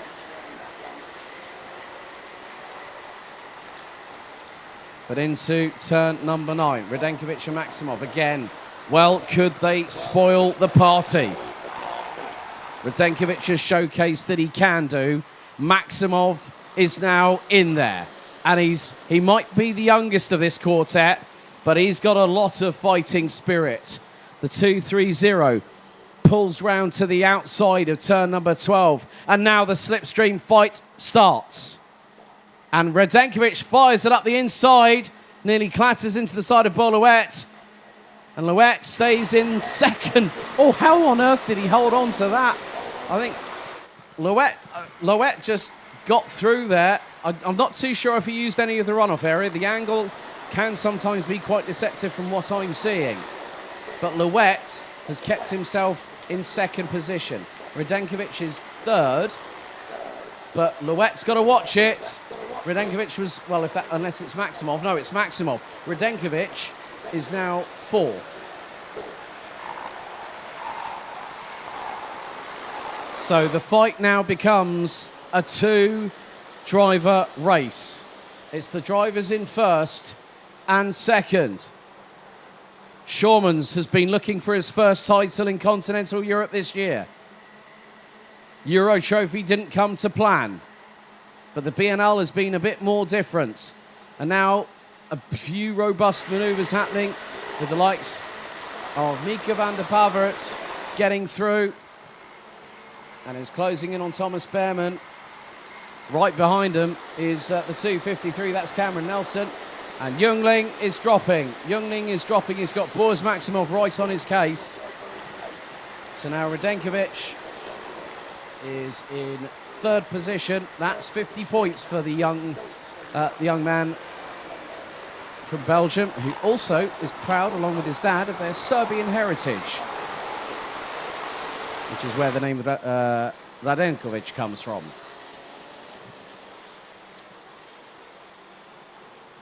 So, with now halfway past the timer counting down in this race, 3/10 separating the top two. 7/10. Oh, dramas. That's Thomas Ingram Hill out of the race off of turn number 11. Oh, that's a real shame for Thomas. He's been battling all the way through the season, and that is just a real shame for him at that point.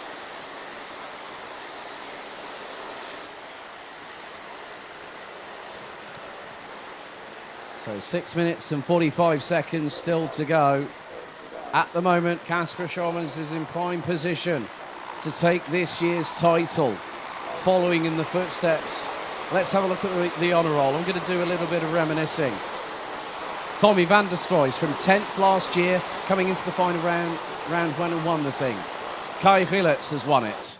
Mike van Vugt, the legend that is Joe Turney. Radenkovic now fires it up the inside, bumps over the curbs through turn 2 and gets past Loet. But Loet is keeping calm and cool at this moment.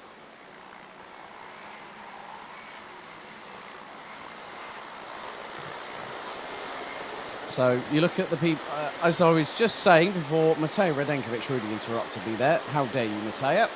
Thomas Peining, current DTM runner with Porsche. Danny Kreuz, San Schippers, Finn Koyman, Dave Blom, and also the inaugural champion that year in 2008 was a certain man doing Facebook Live, doing a DJ set, Dylan LaHaye, at the early hours of this morning. Yeah, I saw you. Now, now that was Radenkovic round the outside at turn 12. I haven't seen that since the days of Clayton Ravenscroft. Radenkovic just went for it, went round the outside, and now he's got the race lead.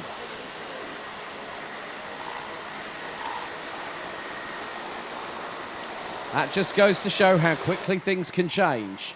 And now, what that means, Boluet is fighting with Thomas Behrman. He needs to be with Kasper Schormans and start fighting him. But keep your eyes on Mika van der Pavert. Van der Pavert is closing in on Thomas Behrman. We've got 4 minutes and 45 seconds to go, plus one additional lap.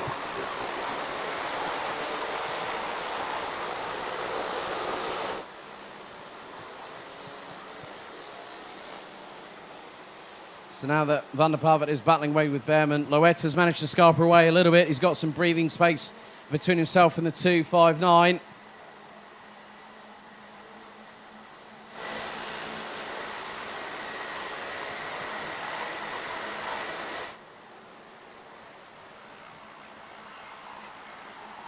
And Loet again putting the feelers out. He's sweeping wide into turn number 6 on Kasper Schormans. And at this moment, it's 1 point between them. Send up the inside through into turn number 8, turn number 7, which didn't really come to pass. Wasn't too sure who that was, to be honest with you.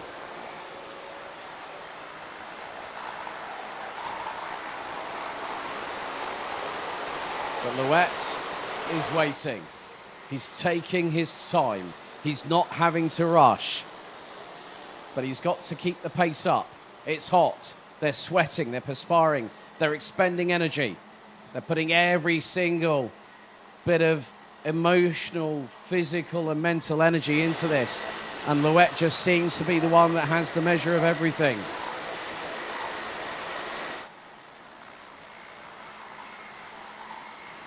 We're now on to what is lap number 13 out of this race.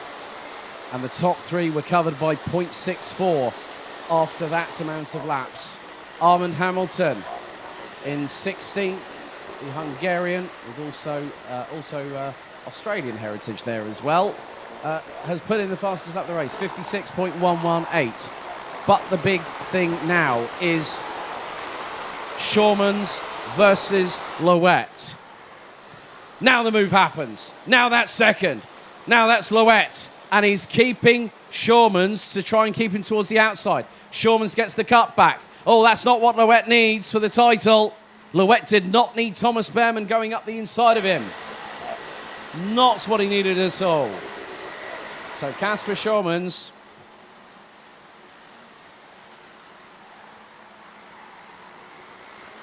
now finds himself 2 points ahead, but Bo Louette going brave. That's round the outside. There's Timo Jungling making it 3 wide. Louette made it through round the outside of turn 6. That's one of the best moves I've seen round the outside of turn 6 onto the Europalan. Bo Louette making it 3 wide, courtesy of Timo Jungling going to the other side of Thomas Behrmann and made it stick. Now the hurry up starts. This is where Bo Louette has to dig very, very deep and catch and pass Kasper Shawmans. Coming up to the final 90 seconds. Louette is within 3/10 of second place. That is exactly what Bo Louette needed to do. It needed to be brave, it needed to be beautiful, and it needed to be round the outside at turn 6. And of all people he did it on, it was Thomas Behrmann.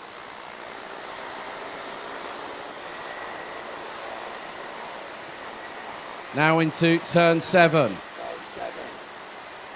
The timer is counting down. Matej Radenkovic will effectively secure himself third in the championship after this race. But what's going to happen now? Louette closing on Shawmans. 3 wide into turn 10 at Cafe Corner. Shawmans still hanging on. We now go on to the penultimate lap of the season as Matej Radenkovic goes through out of the final corner.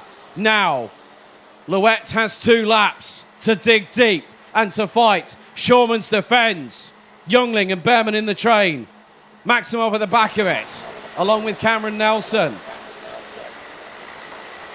Maximov stumbles coming out of turn number 3, trying to overtake Thomas Behrmann.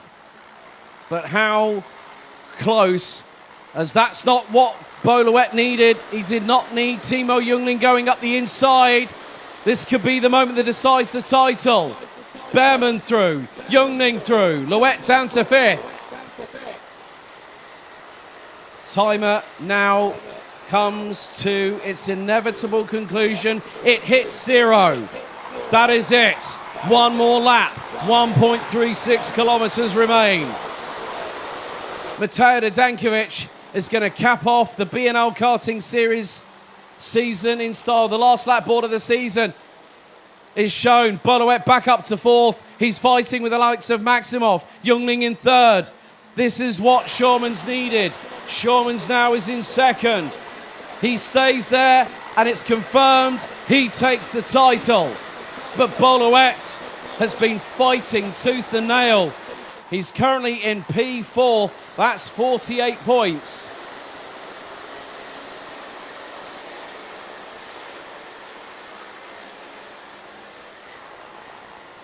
Timo Jungling now up into 3rd place as our race leader, Matej Radenkovic, comes through into turn 10. And there's the man in 2nd position. Radenkovic out of turn 11 for the final time. 1 more corner remains. Out of the final turn, Radenkovic wins the race. But Shawmans picks up the title. Keep your eyes peeled on P4. I think Bo Louette has signed his allegiance to the Red Devils at the Grand Finals in Bahrain by finishing runner-up this season. And finally, he picks up a ticket to the Grand Finals. That's all provisional, pending any sporting and technical checks post-race, but I had my heart in my mouth. I make it 710 points. Kasper Shawmans, 707 Bo Louette, and rounding out the top 3 overall, this year's European Trophy, Euro Trophy champion, Matej Radenkovic. Radenkovic wins by 3.6 seconds. Timo Jungling finishes in 3rd behind provisional champion at this moment. The reason why I say provisional, I don't want to cause problems. I said it's confirmed, and it got booted out. Let's say Mick Knowlton 2018 Wackersdorf Euro Trophy. That's all I'm saying on that one. Youngling takes third. Boluet, I think he finishes runner-up in the championship standings, and he takes a ticket to the grand finals in juniors. That'll all be confirmed and ratified in due course for the presentation later on today. Boris Maximov takes a well-deserved fifth place at the end of that. Thomas Behrman in sixth. Seventh, it was Crick Norden, Cameron Nelson, Tiz van Wijk, Mika van der Pavet, Olivia Jonkers, Armand Hamilton, Max Sadursky, Tino Sidler, Luca Brima. They complete the top 15. Martin Lischner, Knud Nielsen, Sebastian Kosch, Adam Eckstein, Matti Kobahidze, Callum Gosch, Dave Stevens, Freddie Ingram, Philip Lenk, Jake Menton, Kenneth van Mokerke, Maxim Smith, Matthias Jaderup, Laura Bubanova, Archie Battle, Ruben Verheyen, and Vlad Tominchuk brings it home. So both of the Trinity kart drivers made it through.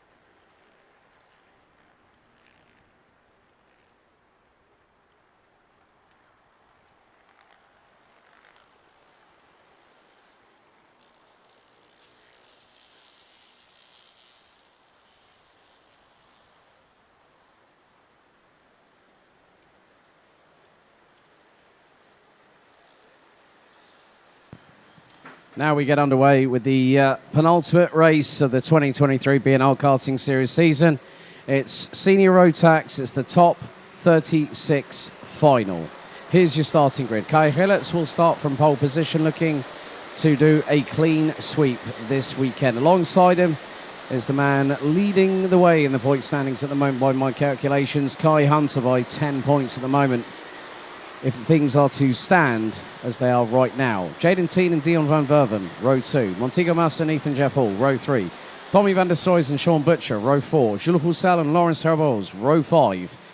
Paul Forquemin, Austin Lee, Sverre Ubben, Days Dams, Jod van Wijk, Mario Sidler, Tobias Billy Clausen, Benjamin Van Hees, Gustav van Gorp and Sam Bergstein round out the top 20. Completing the 36 strong grid. Vic Stevens, Neil Hendricks, Puck Gubbles, Benjamin Demant, Mads Larsens, Martin Gaiskens, Kaz Boshaus, Frederick Demant, Gillian Stednicker, Vincent van Kerkhoven, Scott Westhovens, Jake Bezelbeck, Adrian Hoare, Luke Neeson, René de Bruyker and Milan Coppens.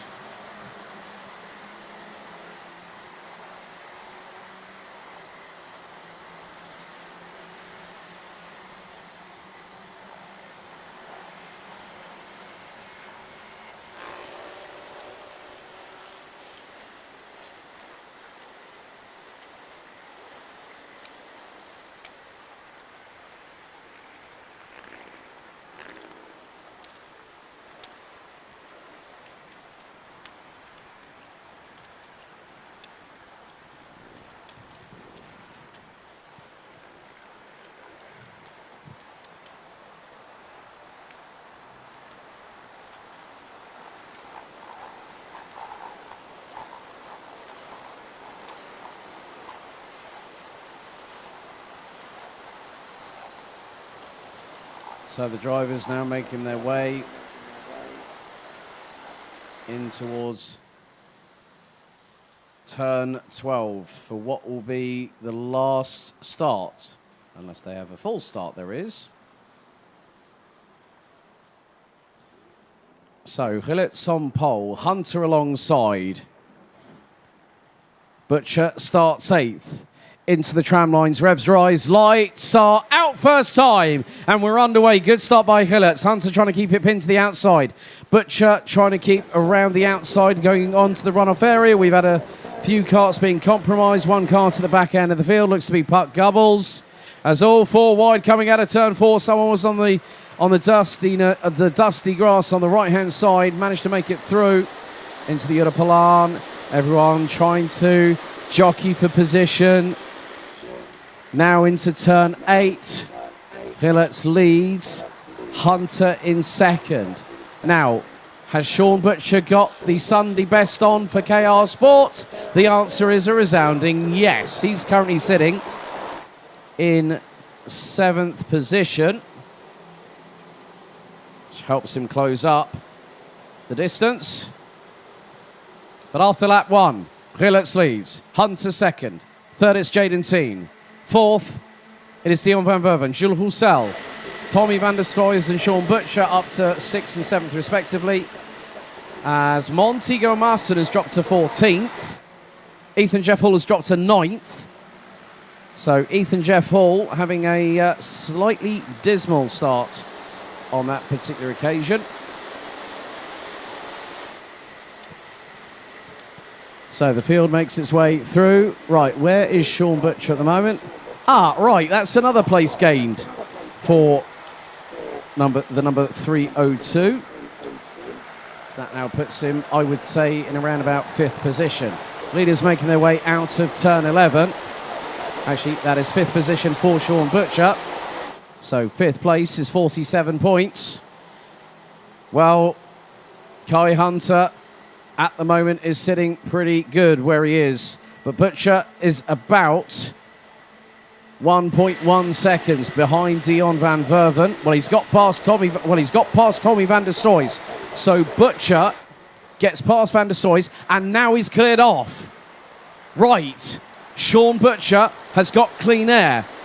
By my recollection, what happened in the heats yesterday, when he had the waft behind him, courtesy of KR Sports engines, the waft was mighty with the 302. But Hunter trying to stay where he is. If Butcher starts getting closer, the gap is minimal at best. It's 8 points between them, but Hunter still leads the battle for the title. Sean Butcher looking for his 3rd title. Villiers will not get his 5th title, and that would really be a piece of racing history. He's already secured 4 so far, 3 in 3 different classes, mini, junior and senior. And there's Dion van Verven up the inside of Jaden Teen. That's for 3rd place. Now, how quick? Luke Neeson is the fastest driver out there. Sean Butcher was quicker than Van Verven by just over a 10th. Jaden Teen by over 2 tenths. And Kai Hunter by over a 10th on that last lap alone. So Sean Butcher has the wind in his radiator. I would say the wind beneath his side pods, but then that would mean he was airborne. But when Sean's on good form, he will push forward.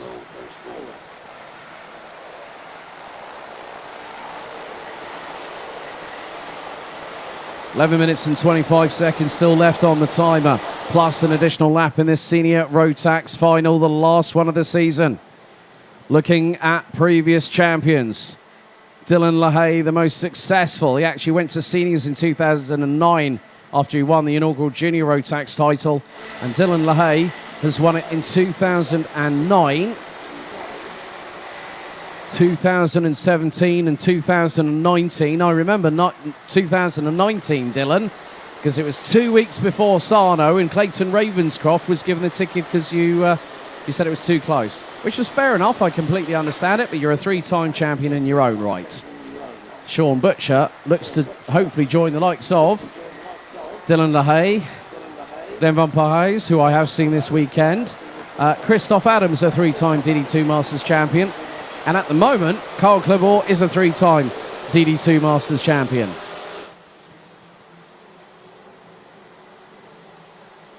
So, Ethan Jeff Hall, fastest one out there. Sean Butcher now within half a second, or 5.5 tenths of a second from Jaden Teen. And then Dion van Verven is not that far up the road. He's about 2 tenths.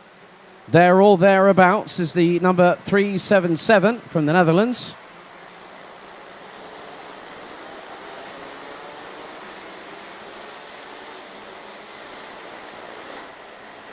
There's going to be squabbles, quite significant squabbles, if Sean Butcher...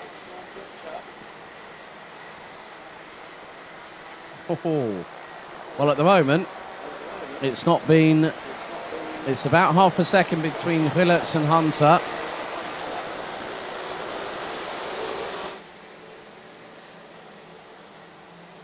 Oh, now, I'm looking at it from this perspective. Sean Butcher now trying to... Well, Ethan Jeff Hall is just behind him. Thank you, Matt, his dad, for reminding me that Ethan actually is the young... Well, I'm going to say something here. Ethan Jeff Hall is the youngest ever Rotax Max International Trophy champion in senior Rotax, and I think he is the youngest. Now that's him up the inside for 4th. Now Butcher staying in his wheel tracks into turn 7.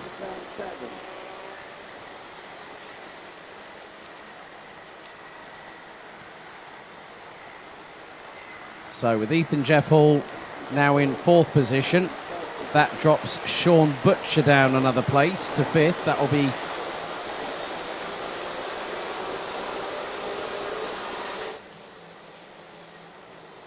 $48 points. So 7 points between the drivers gunning for the title. But more importantly, Kai Hunter's gunning for a ticket. Oh, that's a bit messy there from Dion van Verven. And that, I think, might have done it. Dion van Verven a bit overambitious, through into turn 2 in my honest opinion. He went for a move up the inside of Sean Butcher. Dion van Verven is not even in the championship mix, even though he's in the top 10 coming into this round. So that means that Sean Butcher, as a result of that, has just dropped down behind, of all people, Sverre Ubben.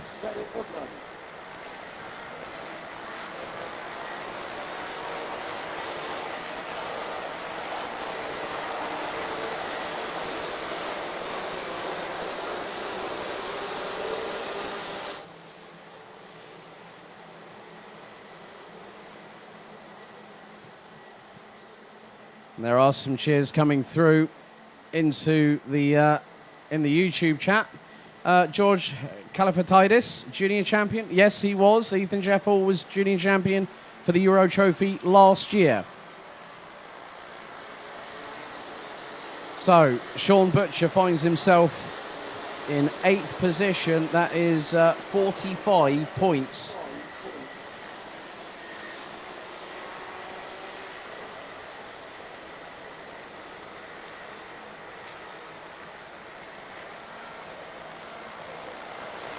And Kai Hunter at the moment will have enough of a gap between himself. He's let Kai Gillets go. He said, I don't need to fight him to win this title. I need to stay exactly where I am right now. Kai Hunter has won races, but he's never won a title in continental Europe. I still remember him and his older brother, Reese. Notice that's the first time that I mentioned him and his brother in the same sentence. Shout out to the Hunter family at Karting North East in Warden Law, and also to the likes of Joe Bradley from Radio Le Mans. Knows the Hunter family very, very well indeed. Oh, bit of a moment there for Sverre Ubben. Sean Butcher now looking to the outside, going into turn 7. Did Butcher make it through? Yes, Butcher went round the outside, high, wide and handsome on Sverre Ubben. That is now 7th for Sean Butcher. Butcher did a number on Dion van Verven. That was a way of cleanly set. That's the way of saying, well, I've got a run, I'm going to take it, and it pays off like that. 5 minutes and 40 still to go. Sean Butcher now up into 7th. Austin Lee has been slowly and surely been making his way up the order. Unfortunately, we've had some retirements along the way. Vincent van Kerkhoffen out on lap 4, Mads Larsen lap 3, and Frederik de Mant and Jake Bezelbeck out on lap 2.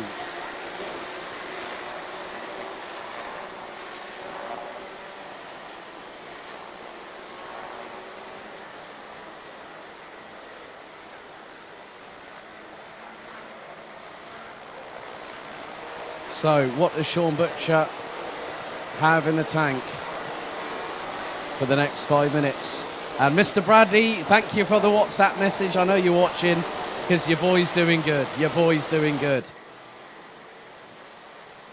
I could feel my ears burning, Joe, when you WhatsApp me just then. That's the big power of the karting community and, more importantly, the motorsport community. Gillets is about 1.1 seconds up the road. And this will be the perfect way to close out his year in the BNL karting series. He was in the fight for the championship, and unfortunately for Kai Gillets, things did not go well at round 2 at Marienburg in the first weekend of July this year. But he has been racing on behalf of one particular individual who we lost in the first weekend of July. Matt Hunter can't breathe. Look, Joe Bradley, get him a bleeding ventilator or an asthma inhaler. That will probably help him. But Delano Van Toff, Kai Gillets has been racing for. I still have the sticker on the back of my case of my iPhone, racing for Delano Van Toff, who we lost at just 18 years of age on the first weekend of July this year in an unfortunate accident at the Formula Regional European Championships, powered by Alpine, which is part of the support classes of the Crown Strike 24 Hours this year. So with 3 minutes and 20 still to go, it has been a task for everybody to battle tooth and nail. And you know what? I'll give Sean Butcher credit. He's been an absolute great ambassador for this sport. Kai Gillets, a young, hungry, somebody's got a little bit of a wobbly front fairing, Ethan Jeff Hall. That was vibrating like the clappers going into turn 2, just in front of Jaden Teen. Fastest lap of the race, Ethan Jeff Hall, 54.822. as our drivers make their way down the Europalan on what is now lap number 13. Lap number 14 of the race here at the home of champions. The sunshine has been absolutely more than royally welcomed here this weekend in the Limburg region of Belgium. Just about an hour and a bit's drive from Eindhoven Airport in the Netherlands. But some battles still going on up and down the order, which includes a very, very heavily scuffed side pod on a Dams racing cart that I just saw going into shot.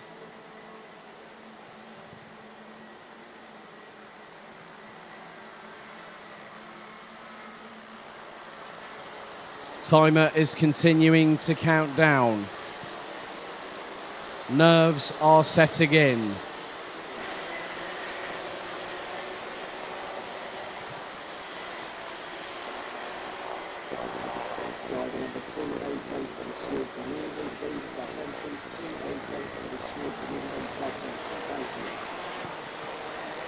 There are moments in a driver's career when no matter the journey that you've been on up until this point, you've taken the rough with the smooth.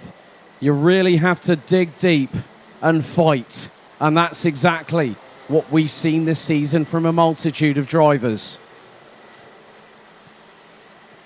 Sean Butcher now closes back in on Tommy van der Stroy, the Mr. Send It From Anywhere, as I've now rechristened him. And Sean Butcher, if he gets past him,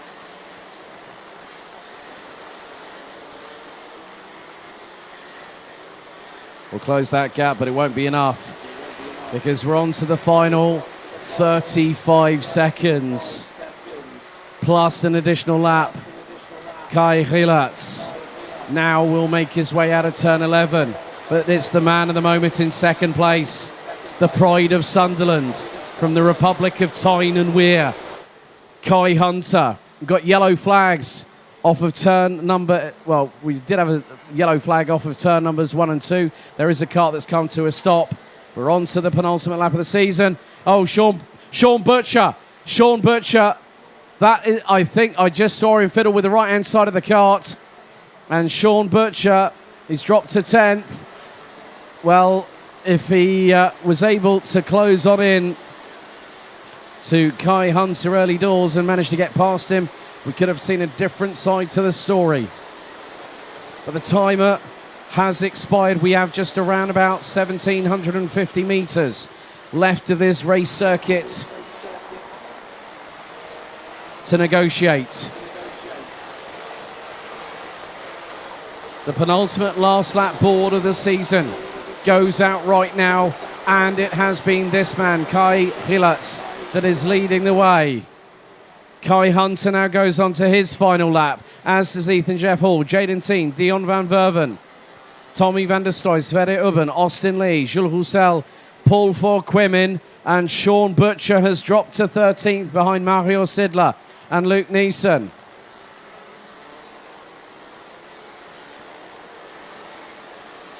Van der Stroy is being hustled by Sverre Ubben coming out of turn 6 for the final time. Our race leader, the man who's going to do a clean sweep pole position in time qualifying yesterday. 3 heat wins, putting him on pole for the pre-final. He stormed away to the race victory. He's going to do it again here.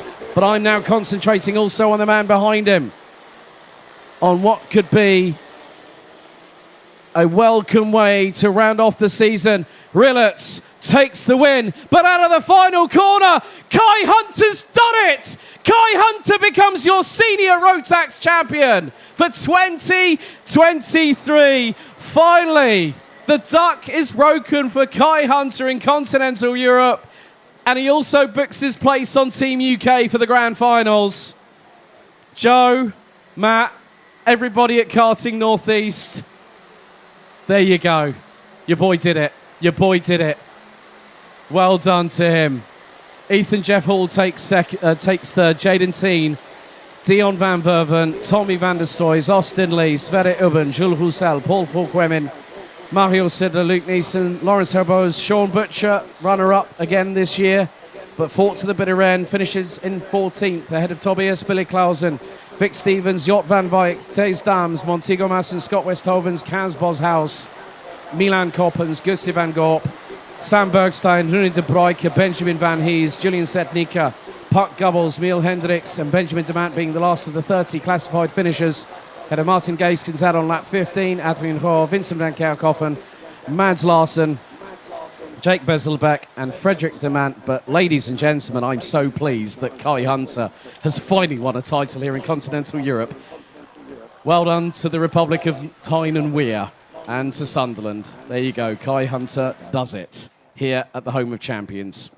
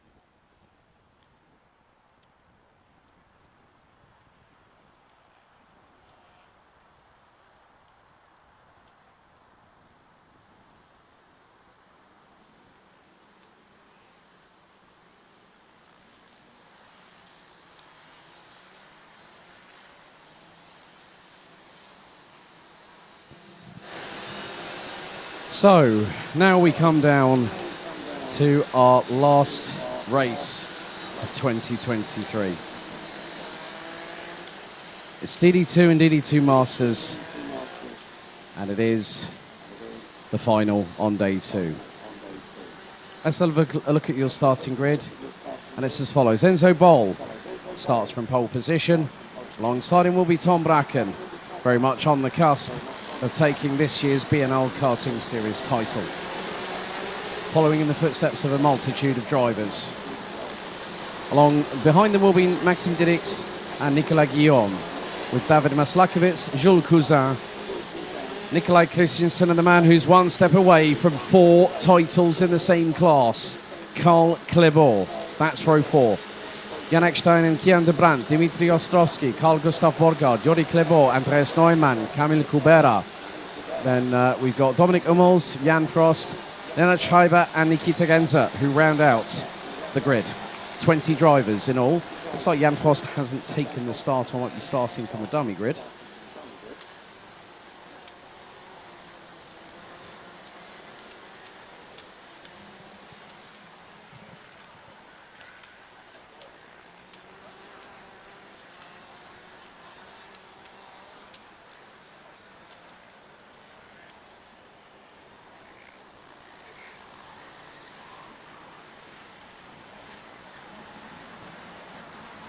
So previous champions in DD2 include Mark Kimber, Glenn Van Parijs, Zana Schriblak, Barry Pullinger, Kevin Luddy. Remember that name back from the mid-2010s.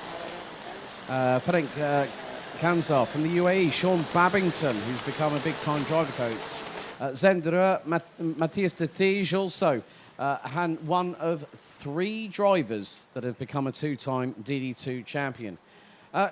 DD2 Masters, Karl Klebor, Danny Brand, Christoph Adams, Jim Ringelberg, who also runs a successful business in his own right, Ronald Billings, Rudy Champion, and last year Paul Louveau. Who's going to pick up the titles? Right here, right now, we go. Revs up, lights are out, and we're off and racing. Good start by Enzo Bol as he leads the field into turns 1 and 2.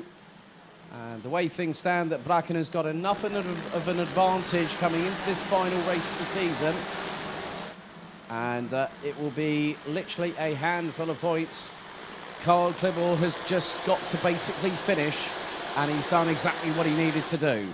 Win a 4th title in the BNL Karting Series. It's also a previous Rotax Belgian Max Challenge champion. If anyone might remember, well, Karl actually took the ticket from the BNL as opposed to BMC. But Tom Bracken now finds himself behind Maxime Dirix. So change for what is now 2nd position. But Enzo Bol and Tom Bracken, if they stay exactly where they are, they'll be fine. Oh, David Maslakovic decides to fire it up the inside of Jules Cousin, and then turns the steering wheel, hard left hand down to cut across the front bumper. And oh, Nicolas Guillaume, oh dearie me, Nicolas Guillaume decides to send it up the inside of Tom Bracken. That's only a point reduction there for the youngster. Oh, it's getting a bit hard and fast out there. Nicolas Guillaume causing a bit of a tailback. It's a bit like a tailback on the M25 at the minute. It's the Uno Mas train at that time. But he's got the likes of Maslakovic, Cousin, Karl Klebor leading the way. He's on looking to get his 2nd victory of the season. He's only had one earlier on this year, and that was yesterday at the pre-final. So 19 runners and riders. Look at the train of DD2 and DD2 Masters from 3rd backwards. So that's being led by Bracken with the likes of the following: Guillaume, Maslakovic, Cousin, de Brandt, Klebor, Borgard, Christensen, Schreiber, Eckstein, Ostrovsky, Jori Klebor, Genzer, Neumann, Hummels, Kubera and Dolizal. And there is Nikolai Christensen looking up the inside of Leonard Schreiber. They are side by side heading into turn 7. And who made it through? It was the Dane, the 508, who was our BNL kickoff champion.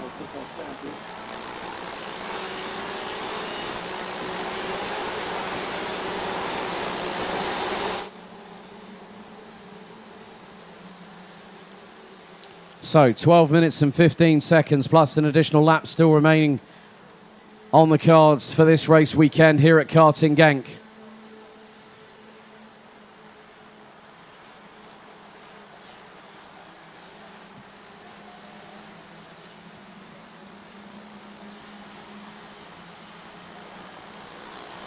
So there is still things that could happen.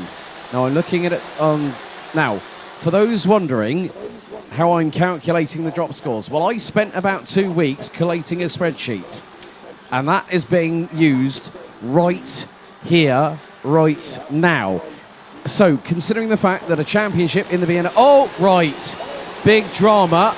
Now, was that Carl Gustav Borgard I saw exit stage right off of turn 9? I think that might have been the case. So the Dane not having a good one there, I'm afraid. Might have just picked up a little bit of contact.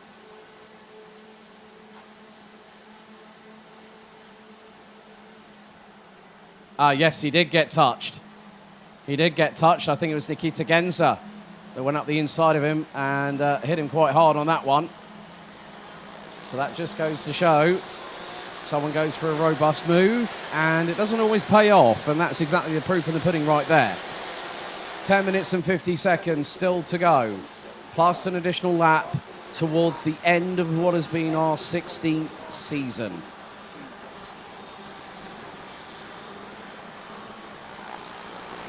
And in 9 weeks' time, the floodlights will be on amidst the sounds of the Persian Gulf for the 23rd running of the Rotax Max Challenge Grand Finals at the Bahrain International Karting Circuit between December 2nd and 9th. Of course, there is an opportunity for Micro and Minimax drivers to enter this year's Rotax Max Challenge Grand Festival, and also for all the other Rotax racing classes to enter the Golden Trophy. So there is Maxime. Oh, Maxime Dedix is definitely closing on in. This could be an interesting one. Now, Maxime Dedix this year, Yannick, I know you're listening and watching as well, and I know that his dad's been on the edge of his seat at the minute. Maxime Dedix has not had a race victory this season. His best scores were second place. Well, his best weekend overall was actually round 3 at Ostricourt. 3 second places and a 4th. Now he's gunning for the W, and he's 7 tenths behind Enzo Boll, who just has gone under 55 seconds. 54.952 for the young man from the Netherlands. But Tom Bracken is now 1.3 seconds behind. Now, the thing is, even if Nicolas Guillaume passes Tom Bracken, I can tell you this, by my predicted calculations, Tom Bracken does not need to finish in 3rd. He can finish in 4th and he'll still pick up the title by a couple of points. If he finishes 6th or lower, he's out. As in, but the thing is, Enzo Boll, let's not forget, has got his ticket for Team Netherlands. Tom Bracken has been waiting a lot longer to get his.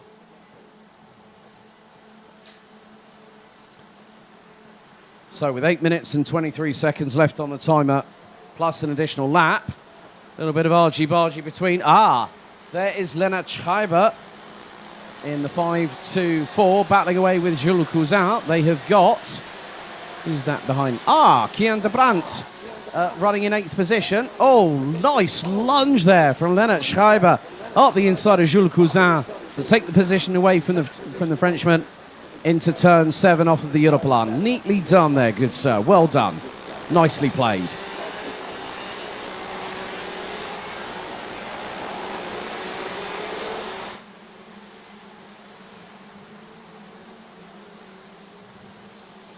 Nikita Genza now the fastest driver out on circuit.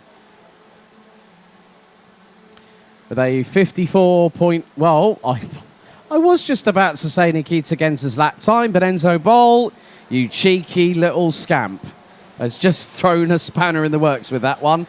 He's just gone quickest, 54.585. for the youngster from the Netherlands. Still 0.683 ahead of Maxim Dirix, who rounds out the top two. Tom Bracken, Nicolas Guillaume, David Maslakovic, Lennart Schreiber now leading the way. And I think Karl Kellerbor has decided, I'm going to have a drive around in the countryside. I don't need to win. I know I've got enough of a gap at this moment to facilitate the fact that he is set to join the Red Devils once again.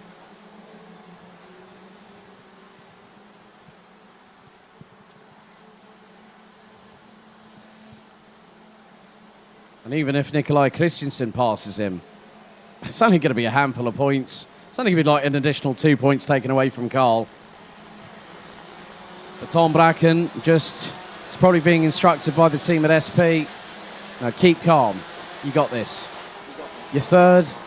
You're in the right place at the right time. Now looking back at the scores. So Tom Bracken's worst scores. Round one, day one at Genk in the final, 46 points. And then at round two at Marienburg in the final on day two, 44 points.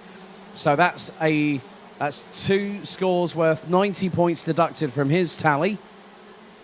So on points, Enzo Boll is ahead before drop scores. Then you take into account the drop scores that Enzo Boll has had.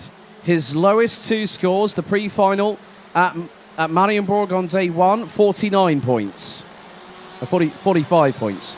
Then you got the 49 at Ostricourt in race one. That's the day one pre-final. That, by my calculation, makes it 94 points. So with 835 to his credit, it suddenly becomes 741. So with 5 minutes to go, there is Nicolas Guillaume, who's closing in on Tom Bracken. And Tom Bracken just bringing it home. That's all he needs to do. Karl Kellerbor using exactly the same modus operandi, the same parameters to make that happen.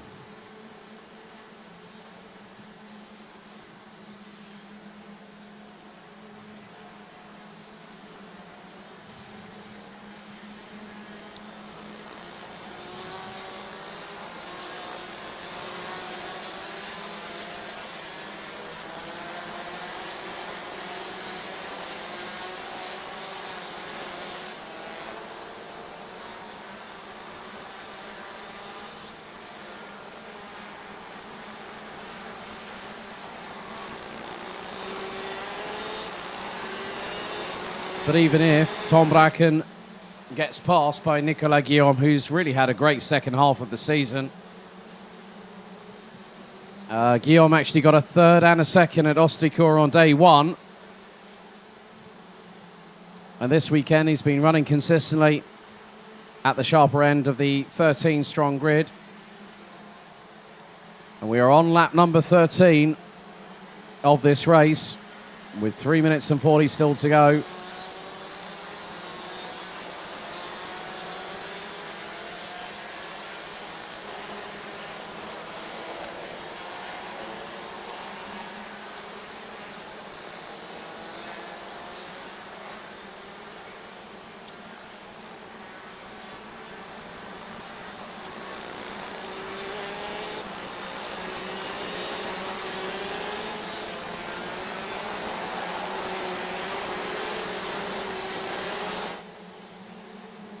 But Enzo Boll is leading the way by a country mile. It's like he's running as quickly as he can back home.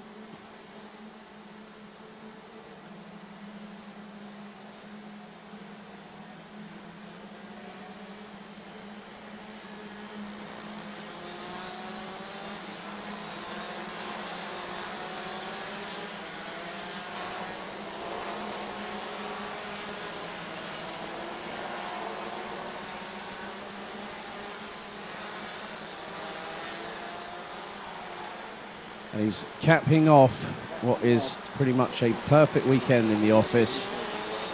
Maxim Dirix 1.9 seconds behind. Not going to catch him up by the end of this race, as we've got 2 minutes and a quarter still to go until the final checkered flag of the season, where we close the chapter here at the home of champions. Tom Bracken exactly where he needs to be, in third, and very much on course for taking a title in the BNL Karting Series for the first time.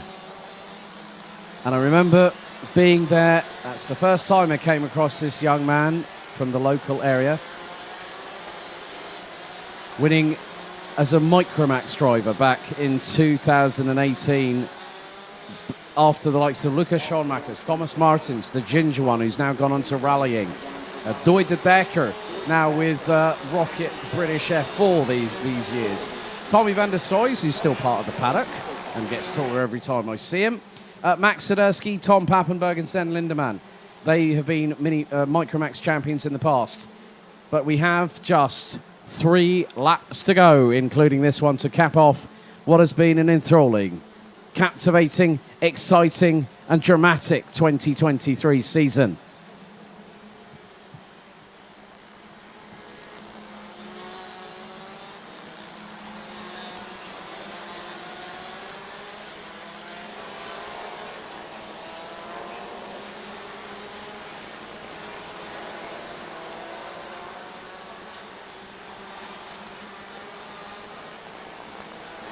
So Enzo Boll makes his way through into turn number 11 for what will be the penultimate time of this race, but also the penultimate lap of this season. We've had so many people join us here, several hundred drivers, multiple different nationalities. There's no point counting them, because every single one of them have been welcomed with open arms to this championship, no matter your colour, your creed, your religious beliefs, but the fact that you love motorsport, you love karting. But there has been a change a little bit further back, because I've just spotted that Nicolas Guillaume has just done a number on Tom Bracken. But that's not going to be enough for Enzo Boll to take the title.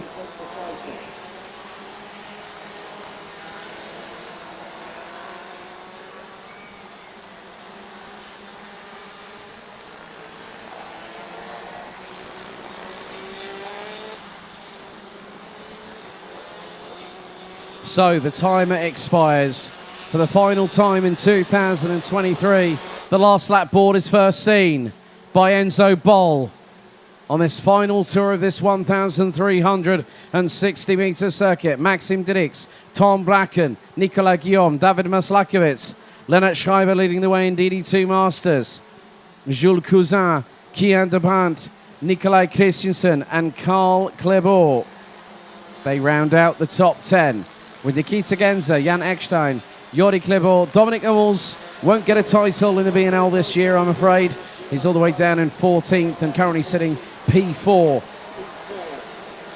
in the running order of the class. Carl Gustav Borgard, Andreas Neumann, Kamil Kubera and Lukas Dolizal rounding out the 18 that still run. But one more corner remains. It's going to be close.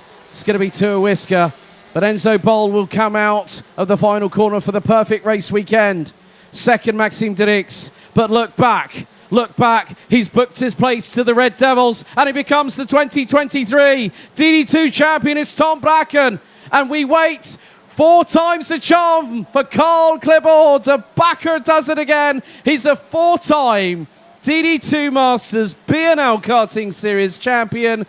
Take a bow, Tom Bracken and Carl Klebor, champions of the BNL, thereby ending the chapter after what has been a long season. Enzo Boll takes the victory and wraps up a clean sweep after 2 pole positions, 2 pre-final victories and 2 wins in finals. Maxime Dirks takes second. Tom Bracken, by my calculation, has secured the title by a couple of points.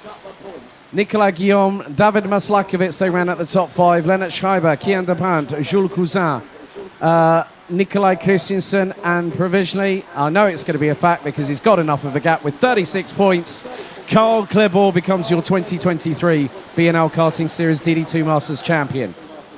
Nikita Genza, Jan Eckstein, Jordi Klebor, Dominic Hummels, Carl Gustav Borgard, Andreas Neumann, Kamil Kubera and Lukas Dolezal round out the 18 that finished. Jan Frost not taking the start and Dmitry Ostrovsky retiring on lap number 13.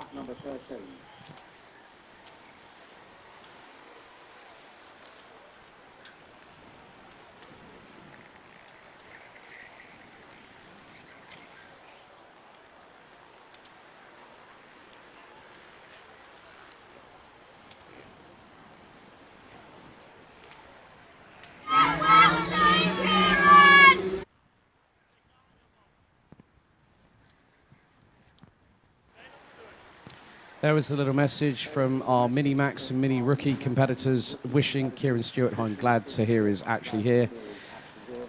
Well, of course, that is it. We've now unveiled our new calendar for 2023. If you haven't already looked at it, it's already on our Facebook and our Instagram. But I'm going to give you all a little bit of a refresher because there was an update a little bit earlier on in terms of the calendar. Now, this is where it gets interesting because people always go, yeah, well, it clashes with this, it clashes with that. Yeah, well, that happens. But the calendar that we have newly confirmed is as follows. The kickoff will be on March the 23rd and the 24th of next year. Round 1 will take place at Genk, as will the kickoff on April 6th and 7th. We then go to Marienburg a little bit earlier in the year, May the 25th and 26th. Then we have a little bit of a break before we go to Kaupen in Germany for round 3 on September the 14th and 15th. And the 4th and final round next year will be at Genk, October 5th and 6th. There are so many people to thank. You know what? I'm going to take advantage of this because I have to thank the following people. Peter, Guy, Chris, Amber in stewarding, race control, race director, Thomas Leiner, start-finish man with the flags, Hans de Klein. Also, big thank you to Tom Fogeroy, who we've had back for the first time in 18 months, and Wim van Berg, along with Camp Company's support on the race control and also on the live stream. Big thank you to Margaret and Mike for that. Our scrutineering team, led by Paul Claassen, with Christian, Adri, Mario, Brigitte, Willy, and Nicole. Also, Francis and Theo on the pre-grid. Christine, Connie, Lila, Ben, Cindy, Gert, Peter, Patsy, Ludo, Mathieu. Also have to thank Anthony and Philip on the cameras. Also, a big thank you to Hoodie, our head track marshal for Marshall Karting Genk. Big thank you to the team as always. And then Jean-Pierre with the Jeep. Then also AMS and also our Dr. Guy. And of course, we have had Dave Ritson as our interim organizer, but Brenda Svennen now takes over the helm for 2024 and beyond. Big thank you to every one of the teams, every one of the drivers, every one of the mechanics that have been with us all the way through the season. And a big thank you from everyone here at Karting Genk. We will see you all here for the Golden Trophy, 27th to the 29th of October, which also incorporates the first time that the Rotax Grand Festival will be here at the Home of Champions. In 9 weeks, that's 63 days' time, the sands of the Persian Gulf will welcome over 400 drivers from north of 60 different nations as the 23rd running of the Rotax Max Challenge Grand Finals takes place in Bahrain. Good luck to everyone that's booked their places, and many of you I will see there in person. Thank you very much for being with me, Alex Goldschmidt, the series commentator. Thank you so much for your support on social media. We look forward to seeing you in 2024 when we kickstart things with a kickoff on March 23rd and 24th next year. Until next time, thank you, goodbye.